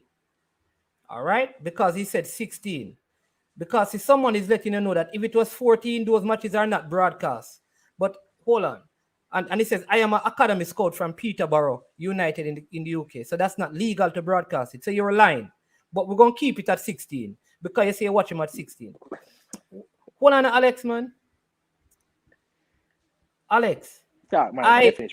Talk. All right. So we're going to use 16. I want you to find the tapes. Remember, I am not telling you, that if a player generally is good and they want to play for Jamaica and they are better than the players that you have, they are supposed to play. So you want to find the tape for the homework. You want to find the tape as my homework, right? No, listen to me. I want you to give me. Let me ask you the question, man. The competition was played in 2018. You said that, You said that. I'm saying let me be correct. If I'm wrong, yeah, I'm wrong. But okay, right? No, man. So listen, I'm not going to hold you to the date. All right. I'm talking about a team with Tyreek McGee, all of these guys, Lamar Walker, and the team went all the way. They missed out on just goal difference to a Mexico team that I think. Let me finish now, man. That went to, I believe, they went very far in the competition. Mexico went, right? All right. Yeah. So, but restating that, you said it was the worst team, man. You said that was worse. Yeah, I can't use that and compare. No, right? I didn't. No. Let me tell you what I said. I said that is the worst example for you to use because. So why is that the worst example? So why is that the worst example? And let me give you a way. Good. Listen, the worst example. We can't, Alex, we can't have different conversations. So let me just go one at a time. I said it was the worst example for you to use because you were suggesting that they should have recruited players for that team because they only had one player who was from the USA. Only one. That's what you said. I said, but that would be the worst example to use because that team did well and missed out to a Mexico team that went to the finals of that same under-20 tournament. So to suggest that they should have found some other players to replace some of that players, all I'm saying to you, it is not the best example.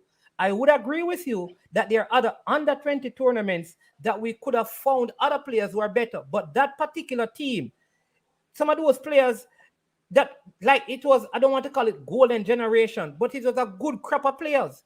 With Topi, this other big guy from Wolmer's, Javian Hines, it was a very good team. And they competed with the US and Mexico. Yeah. All right. They didn't play. You're wrong when they say they play against USA. They did not play against USA in that tournament, man. Fine, they didn't play against USA. Right. You're right. It was a good crop of players. Where are some of these players right now, man? The question is, where are some of these players right now? If it's a good crop of team, where are some of these players right now? You want me to give you, I like to take on people on these things. I can give you under 20 teams. If you want, I can give you under 20 teams from Brazil. That many of these players, they don't hear about them anymore. Alex, it is the general rule in football that from your U teams, not all of these players matriculate. If every player in high school, let me finish, man. Hold on. How many players from Arsenal Academy are in Arsenal senior team? How many from Tottenham? How many from generally, Alex? Many of the players who come through academy system and those eras. Here's what happened. They don't make it. That is why you keep recruiting because sometimes it's 1 in every 10 that excel. So that can't be the measuring stick. So let me say that how much of those players that play for the under-20 tournament in the Mexico game, where are they right now? JJ McCannas, Linus, and all of those players that play. Isn't they played? They're the same one that plays at the Olympic tournament. What is your point? I'm trying to get the point you're making.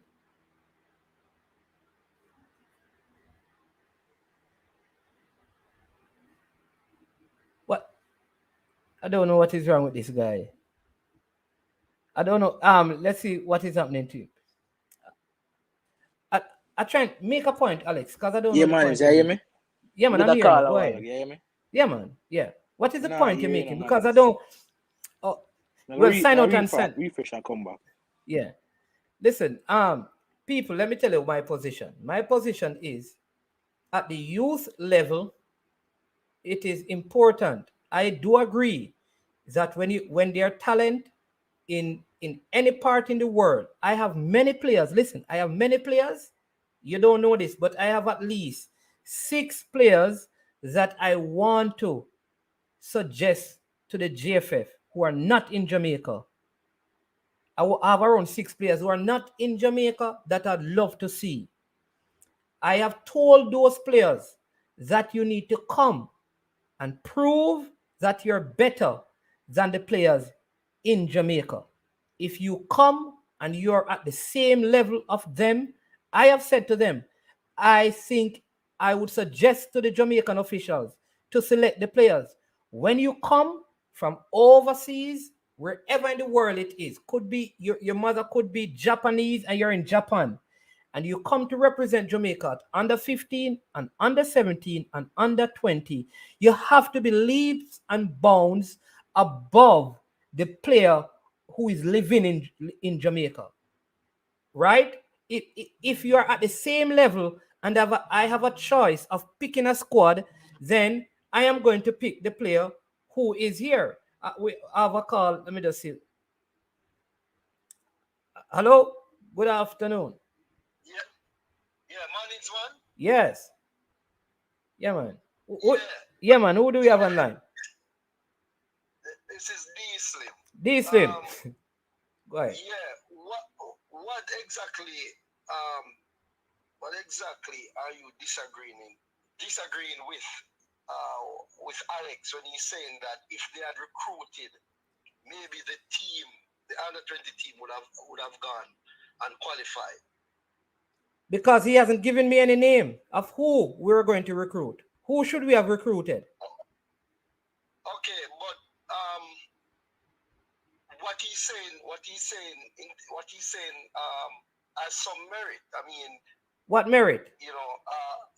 Because I think that under 20 team, you are so much in love with that team. It is handicapping your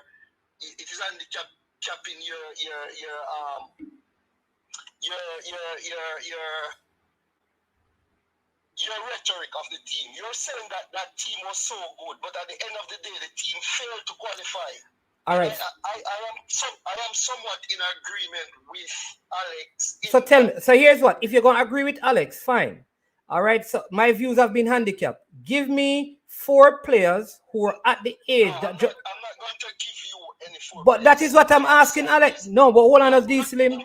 That's what I'm asking Alex. I'm saying that you're saying that we should have recruited. But who are the players we should have recruited? I'm sure that they have players out there. All right. I cannot call no player off the top of my hand. But I am saying they should have recruited. Maybe if they had recruited, they could have found 1 or 2 players that could have helped the team to cross that hurdle. That's all I'm saying. No, man, but nobody. No, man. You can't just say. Go ahead. But you can't just say. You can't say nobody out there. No. D Slim. Nobody said there's nobody out there. Yeah, but so how is it that you're saying what he's saying is rubbish? Well, you never say rubbish, but you're basically disqualifying what he's saying. I am saying that we don't know. All right. I didn't even know that we have players. You know, we didn't know so we have players in Finland and all these places. All right. So hold on. So let me go back. I think you probably joined the conversation at the. So you miss some of the things where you miss where the conversation is coming from. Yeah. To be honest, all right. I did. Yes. So sometimes we have to forget. I always tell people, you see, if you take the text out of context, you get a con. All right. So I'm going to give you the context of the conversation, and then that way you can understand. So you realize I had Mr. Speid on the program. Yeah. I had Mr. Speid on the program, and Alex started asking about quota system and recruiting players. Mr. Speid was not talking about no quota or recruiting players. So I invited Alex to come on the program because I wanted to ask him if we should have a Jamaica youth team selected with no one born in Jamaica. That was the context of the conversation. Alex brought up the under 20 qualifiers that we had a few seasons ago about we could have recruited and should have recruited. I said to him, Exactly, and that's where all right. that's where So I I joined the said thing. to him that that would not be the best example to use because the team that we had, given the fact that they had no preparation, the coach was changed, right? The coach was changed. I don't know if you remember that. And Jerome Way took the team on the day that they started playing. The team lost out on goal difference, having no training and no preparation. So to say that those players were not good enough and we could have gotten others is not the best example. That was my point, you know. But and I understand that, right? But I am saying that my disagreement with you is Yeah. if they had done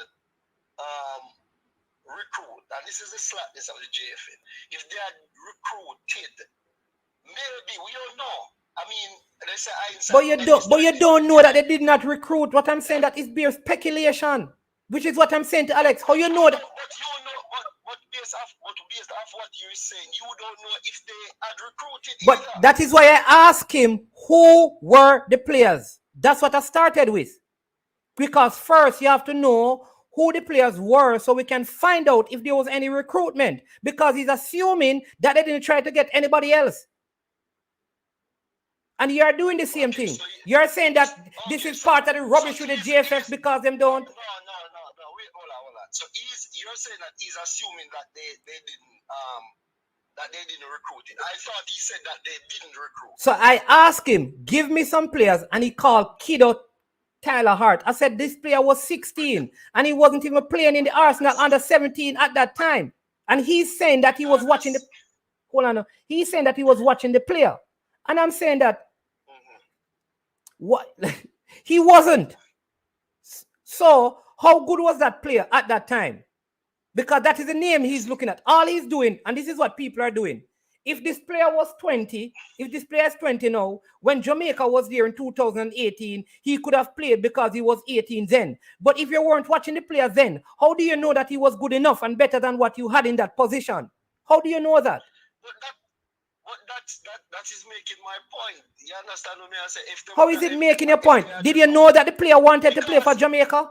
Did you know that? Okay, forget about that player. You guys are focusing on that. I am saying that, right? Yeah. I am saying that, right? If they are not recruiting for under 20, under 17, under 23, they need to do it. No, but who said no?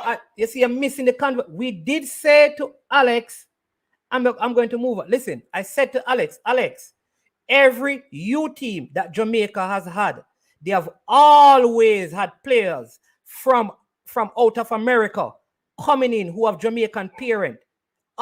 Every single one, including the last one. What Alex said is that What about Europe, though? What about Europe? This is the issue now. So Alex is the one who said he's talking about in Europe. You have to come and tell me the players at that age who made themselves available for Jamaica, because we don't know. Because me know a player, and I'm not calling his name. No, man, fine. We go to Finland. No, man, me know a player will go to Finland. He played under 20 and came to college and went to Finland. And basically, him lasted the system. So did he play under 20 for Jamaica?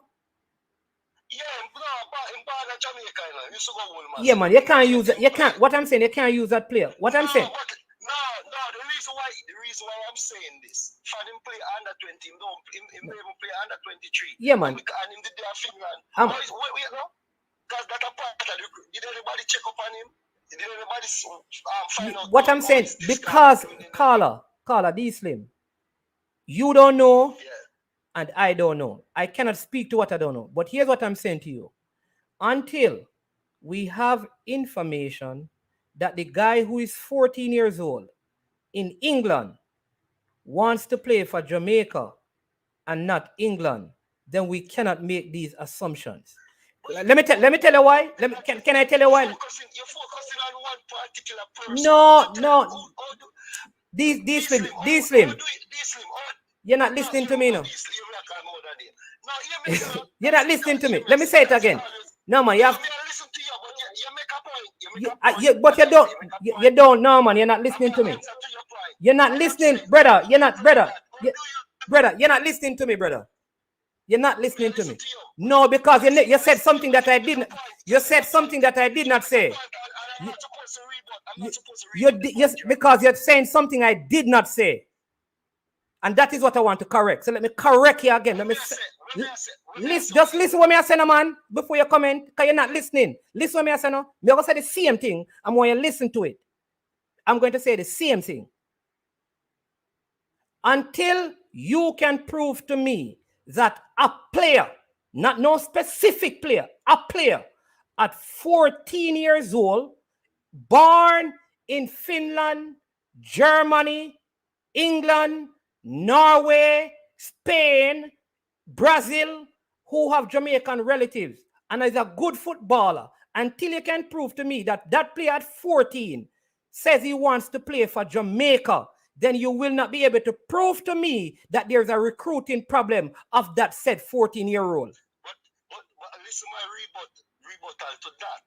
Until you can prove to me that there is a recruitment program that are going to people, that are going to these youngsters and asking them to play to Jamaica, then you cannot prove to me either that they are doing it.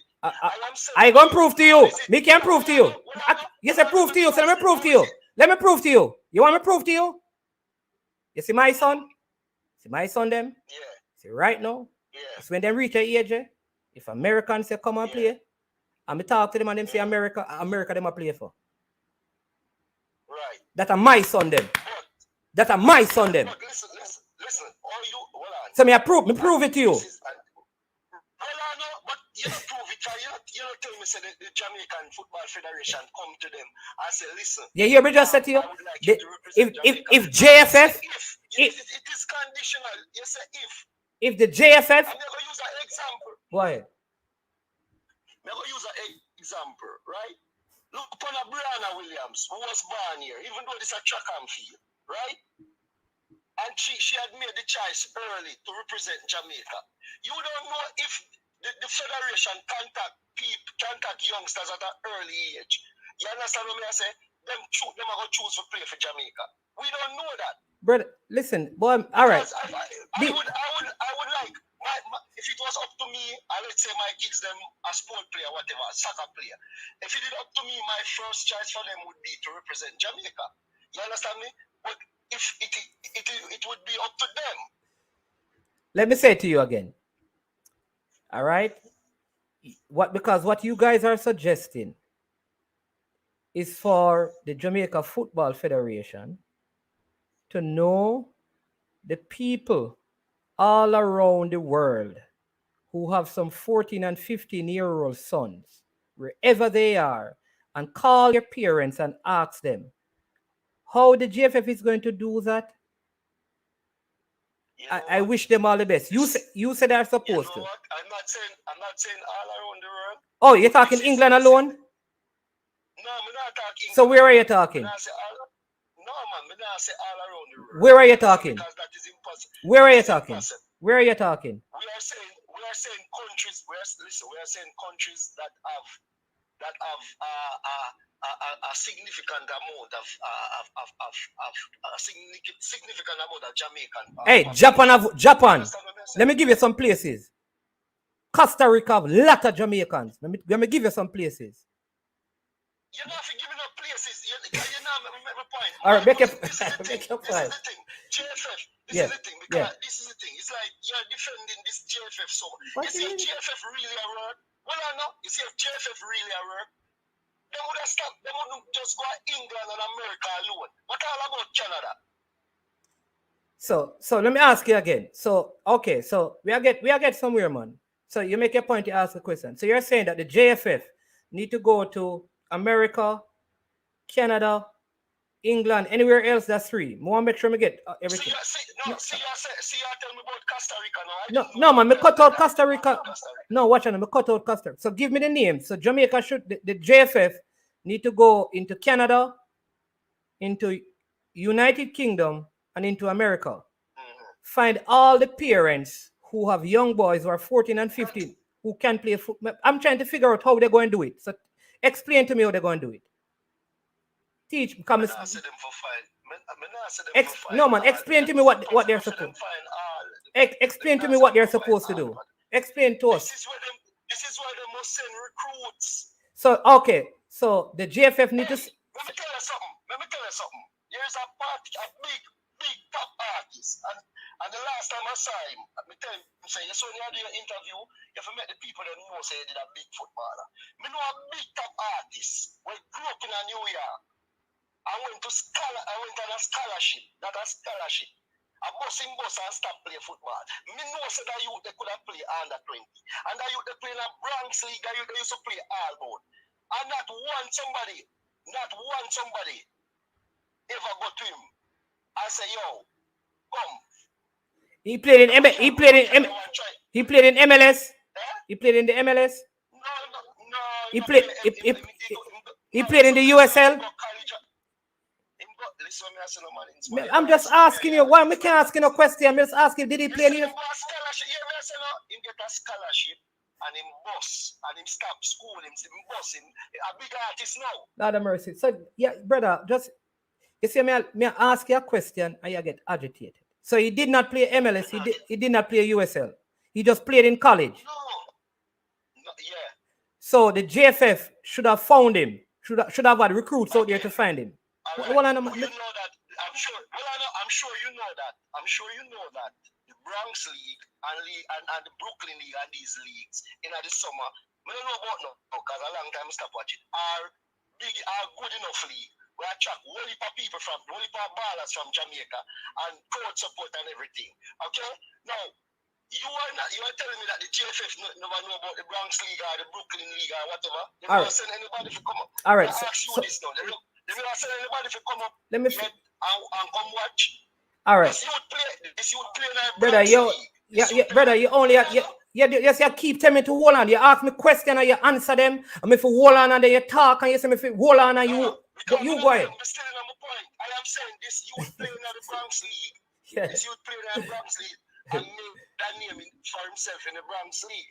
At under 20 level. He was under 20 when he was playing in the Bronx League. And I am asking you now, nobody contacted him, right? So let me ask you a question. You believe that if the JFF don't contact every person in England, Canada, and America, or even in Jamaica, who can play football and look good, they are not doing a good job? No, they're not doing a good job. Okay. But it's not just that. It's not just that alone. You can't just compartmentalize the thing and just say if they're not doing it. It's not that alone make them not do a No, man. job. But part of recruiting, part of them not recruiting is also doing a good job. Them wait until them see them youth pop up in a Premier League. You're going for a different. Listen, brother, listen. You see how long you talk. You move from point to point. So let's have a conversation. You seem like you look like you're an adult, older person than me. So let's have a conversation because let's stick to one thing. You're probably older than me, but go on, all right, that's a problem. All right.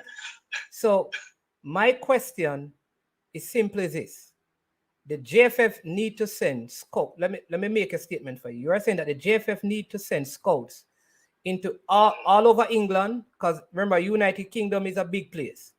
All over there, because it's a large Jamaican. Wherever there's a large Jamaican population, they need to have several scouts in those areas, right?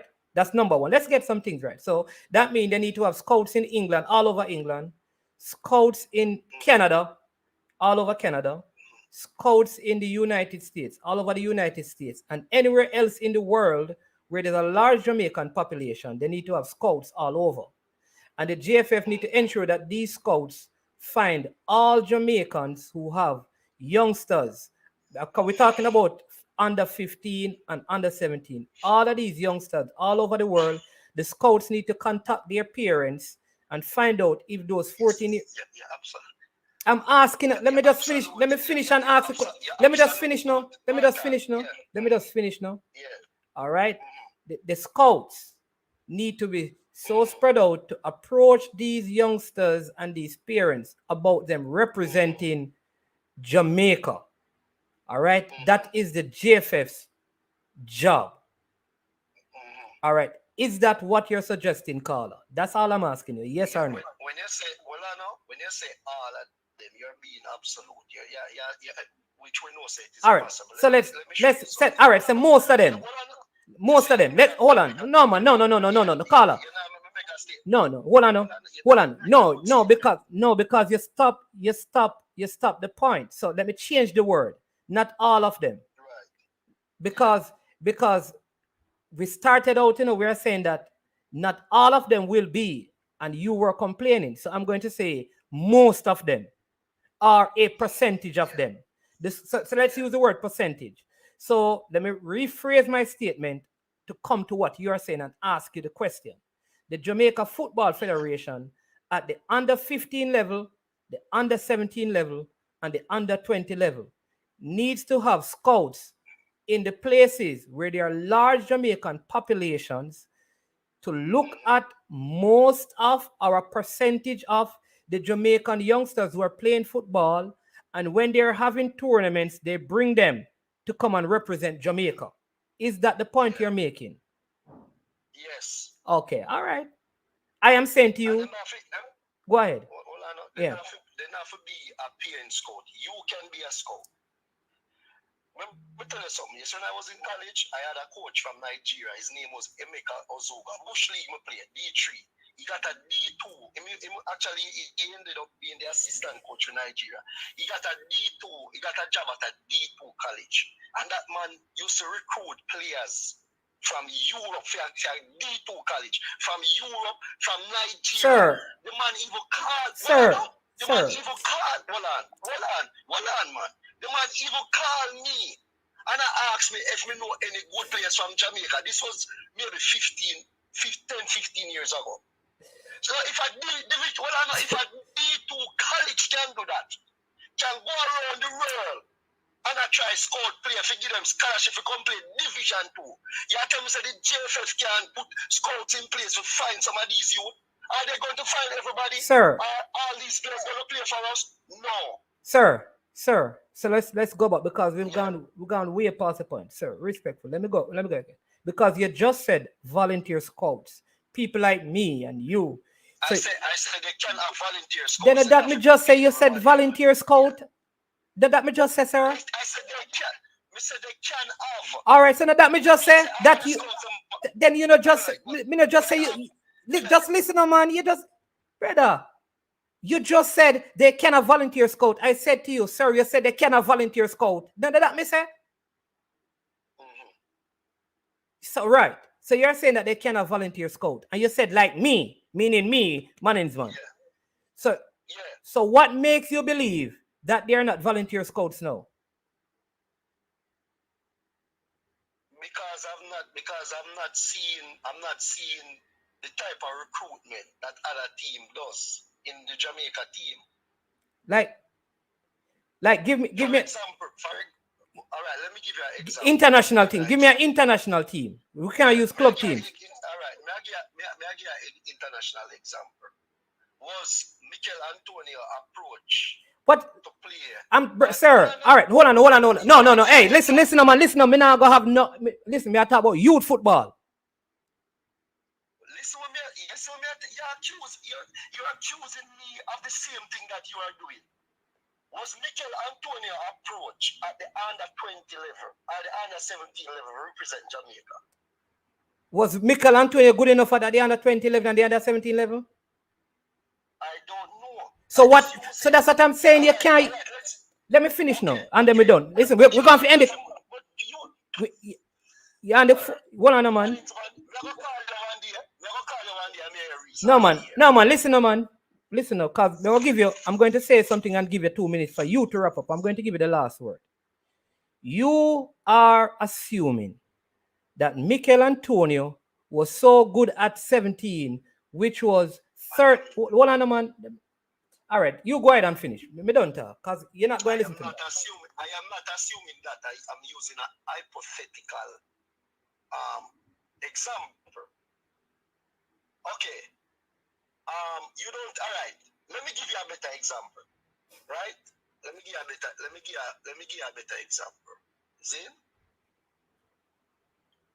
Let's use somebody who we know was a Jamaican, a Jamaican affiliation, and we never and them go play for England. I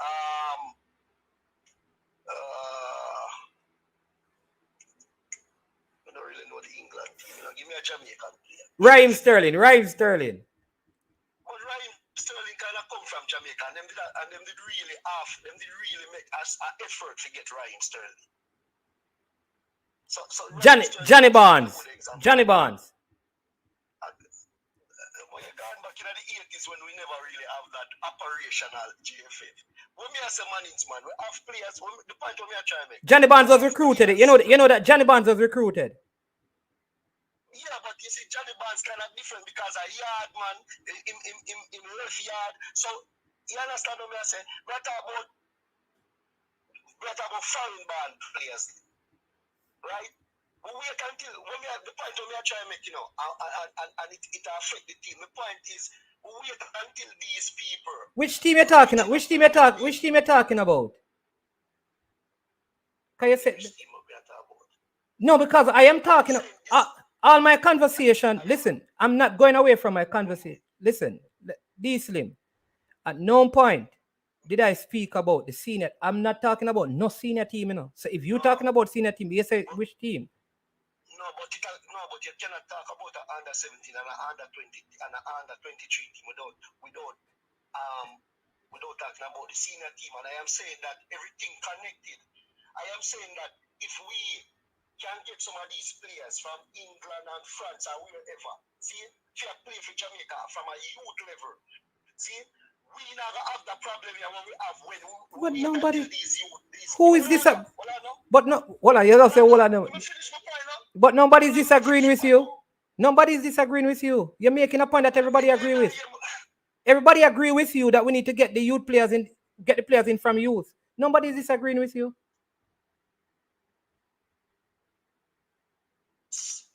So is JFF actively doing that? Doing what? Getting players from youth? These players. Yeah, recruiting these players. Because most of the man when we see them are bringing at the national team now, we never see them play no under nothing for Jamaica. That's my point, Okay, so your point is what Alex and I were talking about. It's not that you call for discuss. You call for discuss that GFF need to get players. So your point, that's your point. Your point is the conversation that Alex and you and I spent how much minutes talking about was not really your point. Your point is GFF need to get the players early. Nobody disagree with that. That's not what Alex and I were talking about. One part of Alex, me agree with them. I tell you, I say if them did recruit, which you say we don't know. But me I say, hypothetically speaking, if them did recruit, if them never recruit, if them did recruit in another under 20 team, there maybe we could have go further. That's all me I say. That's all me I say. Okay. So the JFF need to, let me say it again. What you're saying, Carla, is that the JFF needs to start going around. The JFF, you hear me now? Yeah, me I hear you. The JFF need to go around Europe, into America, or into Canada. When I say the JFF, I mean getting persons to volunteer, like, whomever they are, parents, people, and when they're calling up their under 15 team to play in an under 15 tournament, they need to get the players who are 13 and 14 in those countries who probably have Jamaican connection to come and play for Jamaica from that stage.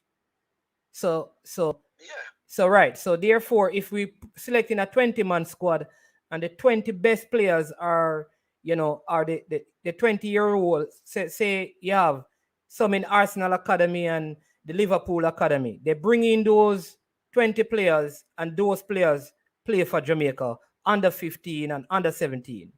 Right? And so we can have them going right up into the senior team.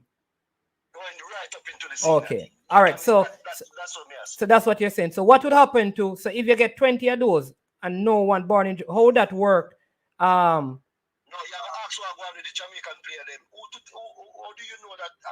Me not think say every one of the 13-year-old in an academy in England better than. All right. So here's what I'm going to ask you now. So me not think say all of them English. Well, I know. Me not think say all of them Englishman there better than the man them at Jamaica. I'm not of that notion. All right. So final thing, and then I've got. So in the same way though, because I've oftentimes heard this, right? All I will say to you as we close is this: if people can accept that we can have 30 good players outside of Jamaica at the under 15 level, we should also accept that there could be 30 good players in Jamaica at the under 15 level. We not accept that. We accept Yeah, man. that. All right. But me I say you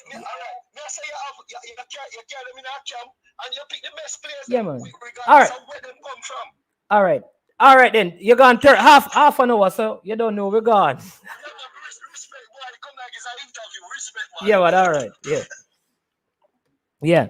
All right. People sorry about that, but Alex, you see, Alex gone because Alex want to have argumenting and him don't have any facts to support it. People, let me say this, right? We discuss stuff, but we need to be realistic. It is a federation.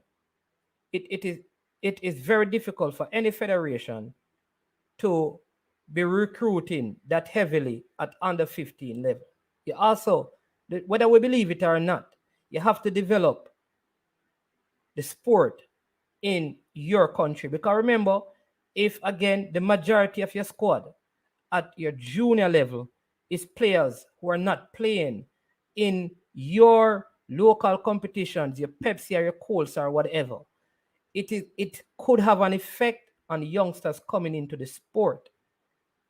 Like I said, I am recruiting youngsters from other places in the world.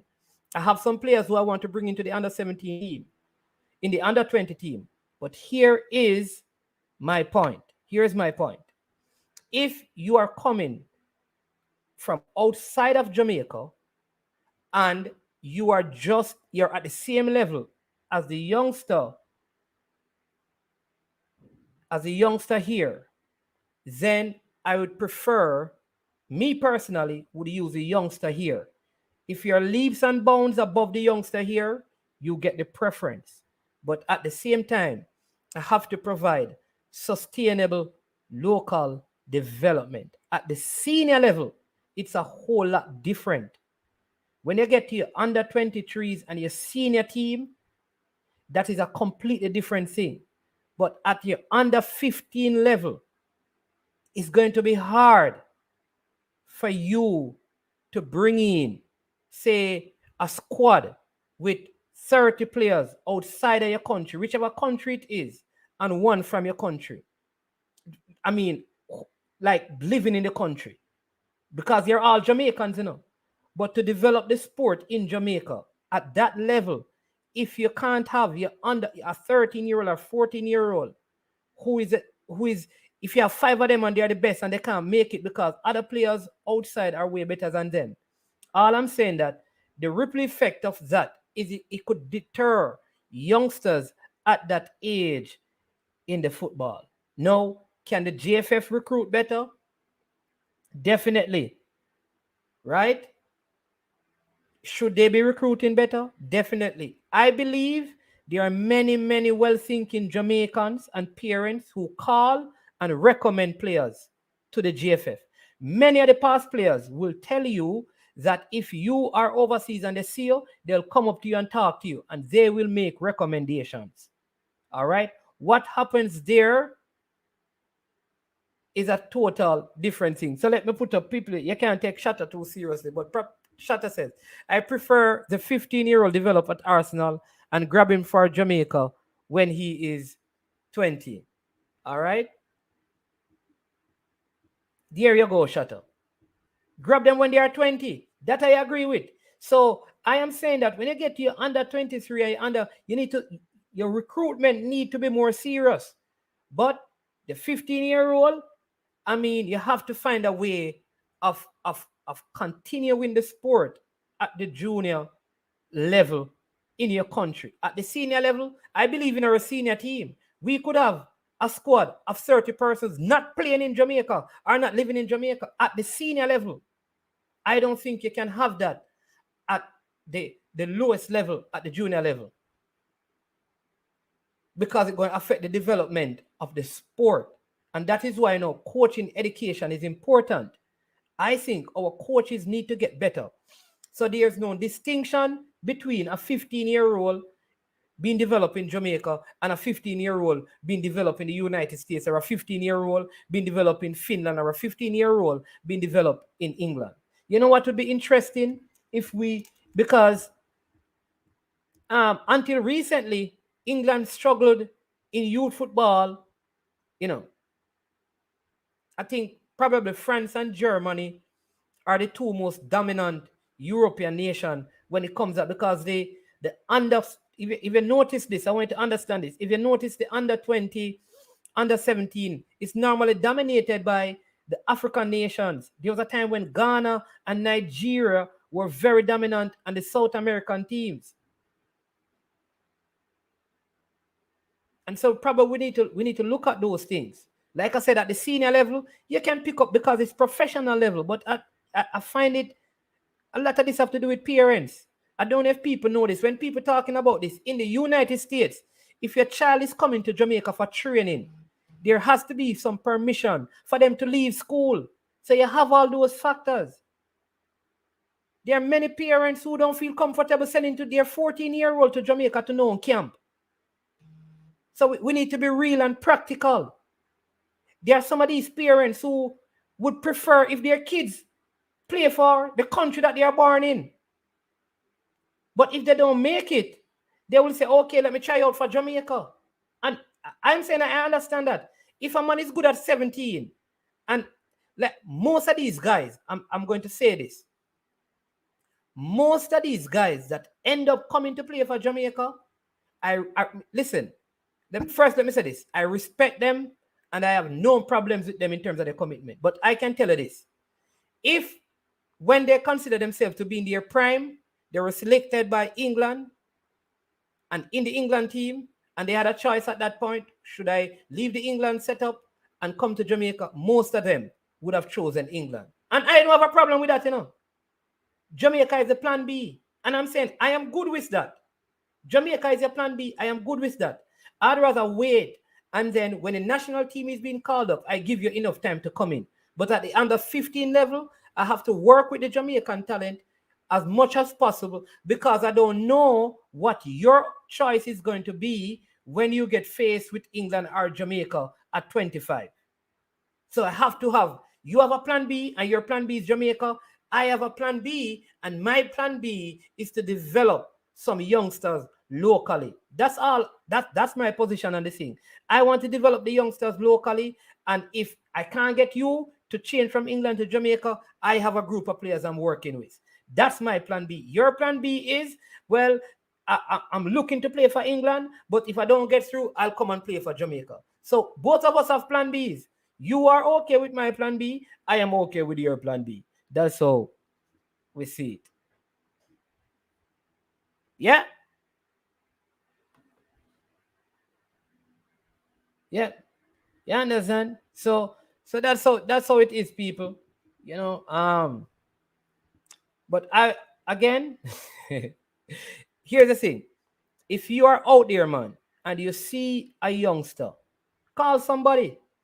Maybe in your parish, maybe in your community. If you are in the diaspora, you can talk. There are enough vloggers. You can talk to Ryan LSC. You can talk to the Formula Sport. Let me give out the name. You can talk to Simon Preston.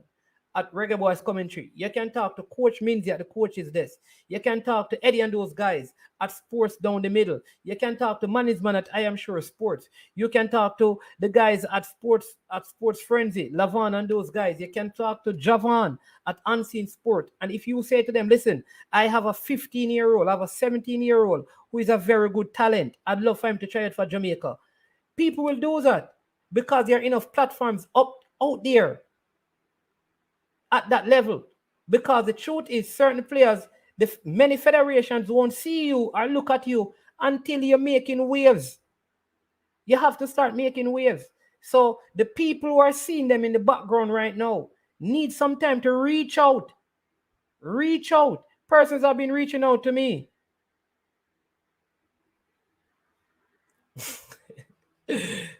People, I have an artificial intelligence in the comment section. And every now and then, he puts a comment in the comment section that makes me laugh. And he just did that. But I shall not be putting up. I shall not be putting up that comment. No way, Jose. I am not going to put up that. But listen, big up. You understand me? Big thank you to all of you. Don't see any more comments for sticking and staying for 2 hours and 36 minutes. Really appreciate it. Remember, Coach Minzy has his show this evening. I think 7:10. So you just jump over there at the coach's desk, support his program. Before you leave, hit the like button. You understand me? If you have not yet subscribed, join the party. We want to get to 2,000 subscribers. We're closer today than we were at the start of the week. And if you can tell a friend to tell a friend to tell a friend, no, don't tell them. Get a friend to subscribe who can get a friend to subscribe. We can do this together. Remember, we still have the tickets to give away for the game. You need to move quickly because my understanding is that the tickets are going like hot bread. Want to say a big up to our sponsors for this video, our Tricknick. Has anyone of you tried any Tricknick products yet? Have you tried it? Have you tried one? Anyone in here tried a Tricknick product? Let me see. Yet?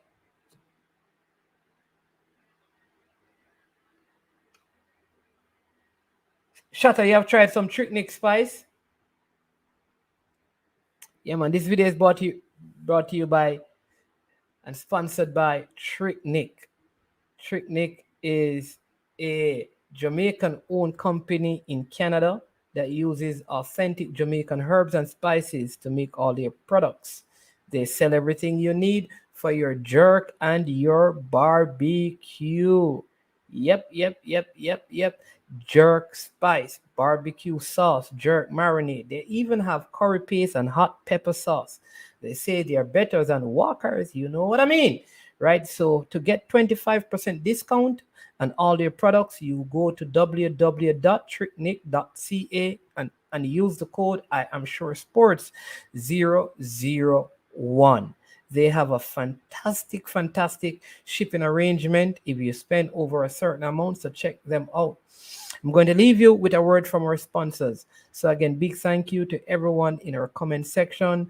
Really appreciate the support and the love for you sticking and staying with me for the duration of this show. Join us again tomorrow when we'll have a story from a footballer who was going to be a top goalkeeper in Jamaica, called up to the national program, and he made one mistake, and that mistake changed his life forever.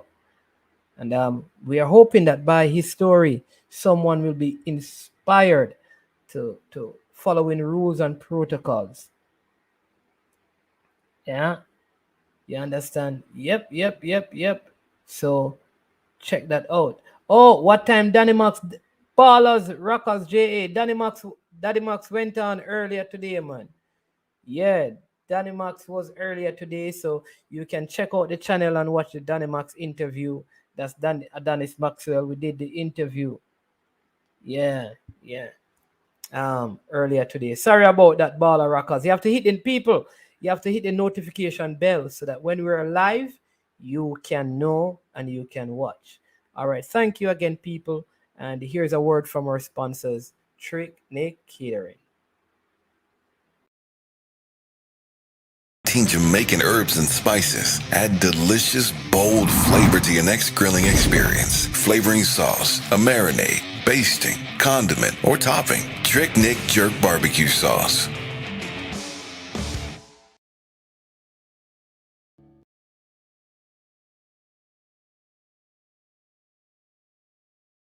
Marinade gives your meats and vegetables authentic Jamaican jerk flavor. The spices are directly from Jamaica. Spices like jerk seasoning, allspice, Scotch bonnet pepper, fresh scallions, thyme, ginger, and garlic. The key ingredients to a great jerk marinade. 0% sugar and low in sodium.